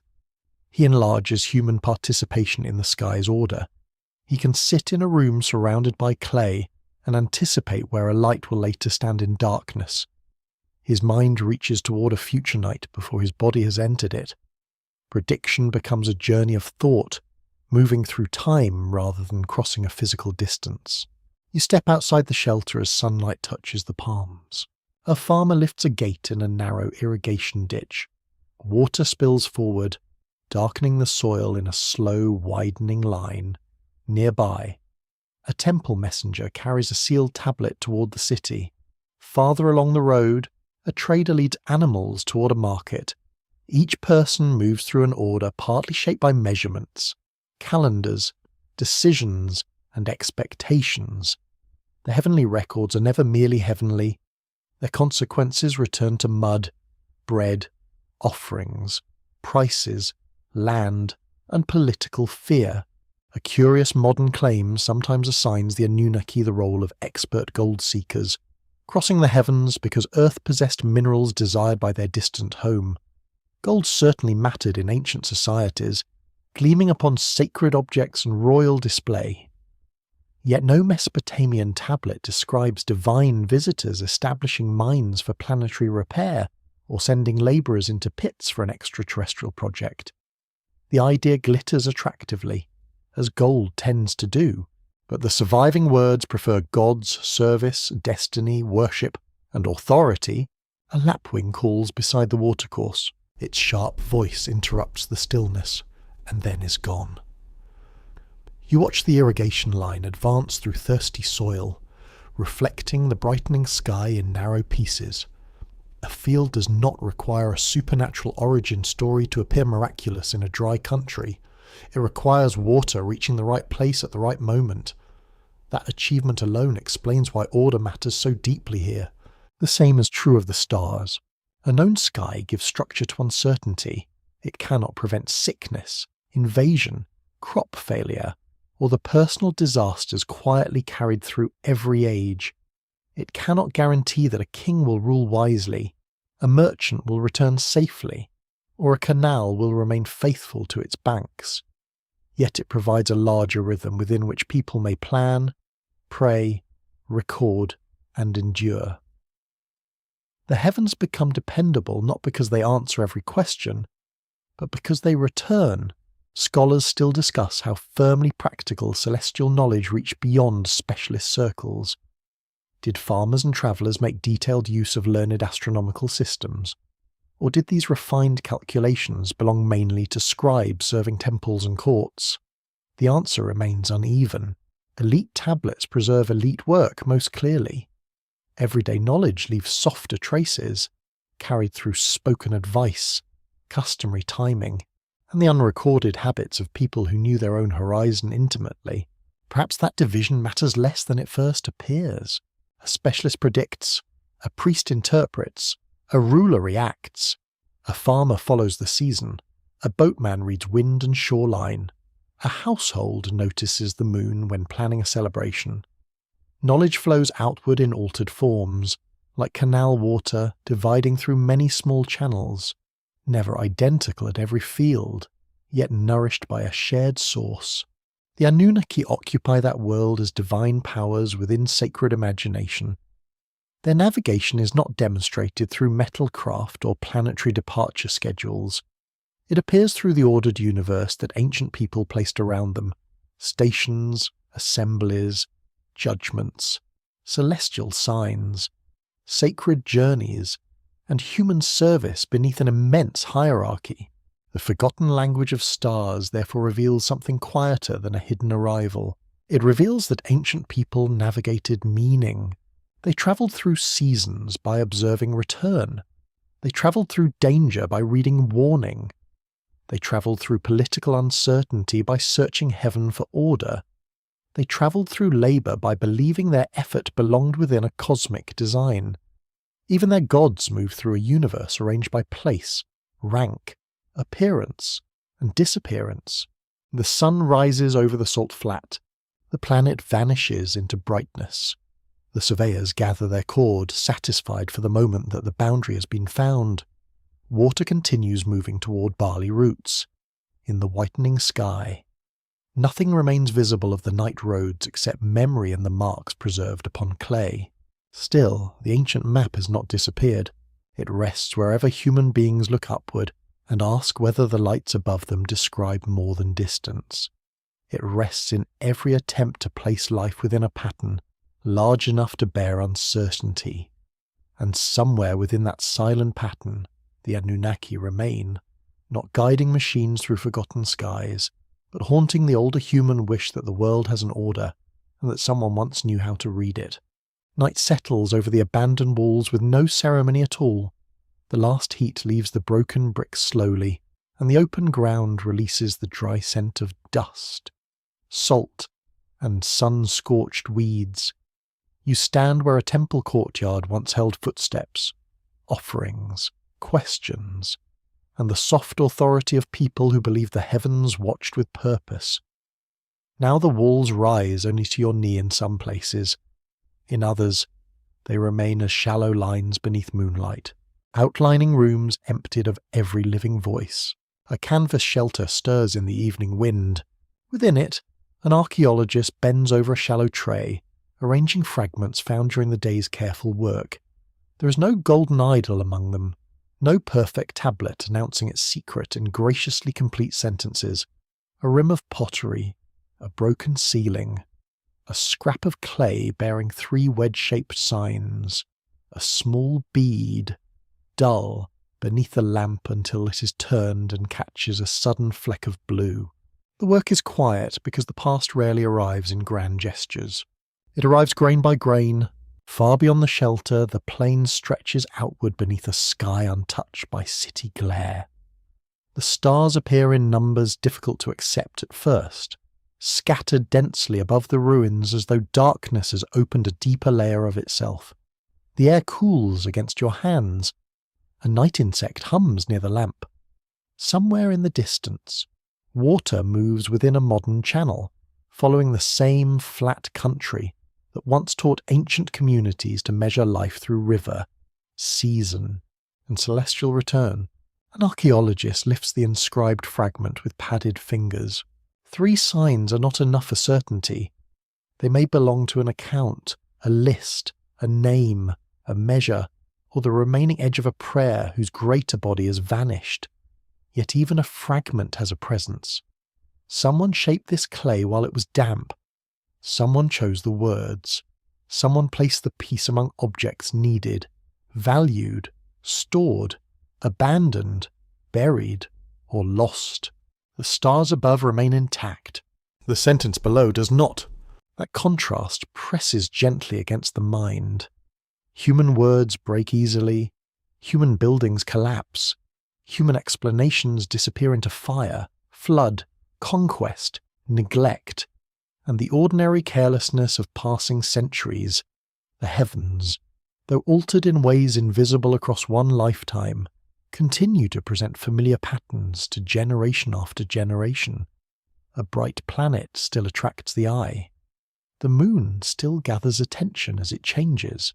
Certain star groups still rise from the horizon, with the calm confidence of ancient figures returning to their stations.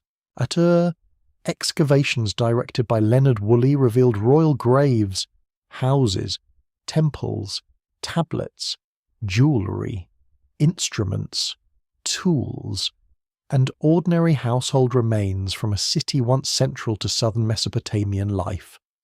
The expedition was supported by the British Museum and the University of Pennsylvania Museum, and its finds allowed modern scholarship to enter rooms, burials, workshops, and sacred spaces hidden beneath the plain. The discoveries did not reveal visitors from another world. They revealed something less convenient and more moving, people building splendour beside mud, loss, labour, devotion, and an immense sky. You move away from the shelter, careful not to disturb the marked ground. The ancient city's outline begins to dissolve beneath darkness. A wall line resembles a low bank. A doorway becomes a gap between shadows. A storage room loses its edges until it might be no more than a patch of moonlit soil. Without lamps, signs, guides, and patient reconstruction, the entire place could seem empty. Yet beneath your feet lie innumerable traces of purpose. A vessel once held food, a threshold once admitted a family, a platform once supported offerings, a tablet once joined a voice to the night. Perhaps this is why the heavens carried such force. A star does not need rebuilding each morning. It does not require bricks to be replaced or canal banks repaired. It appears beyond decay, returning above cities whose walls can fail, to people living within fragile settlements of earth, water, timber, and reed.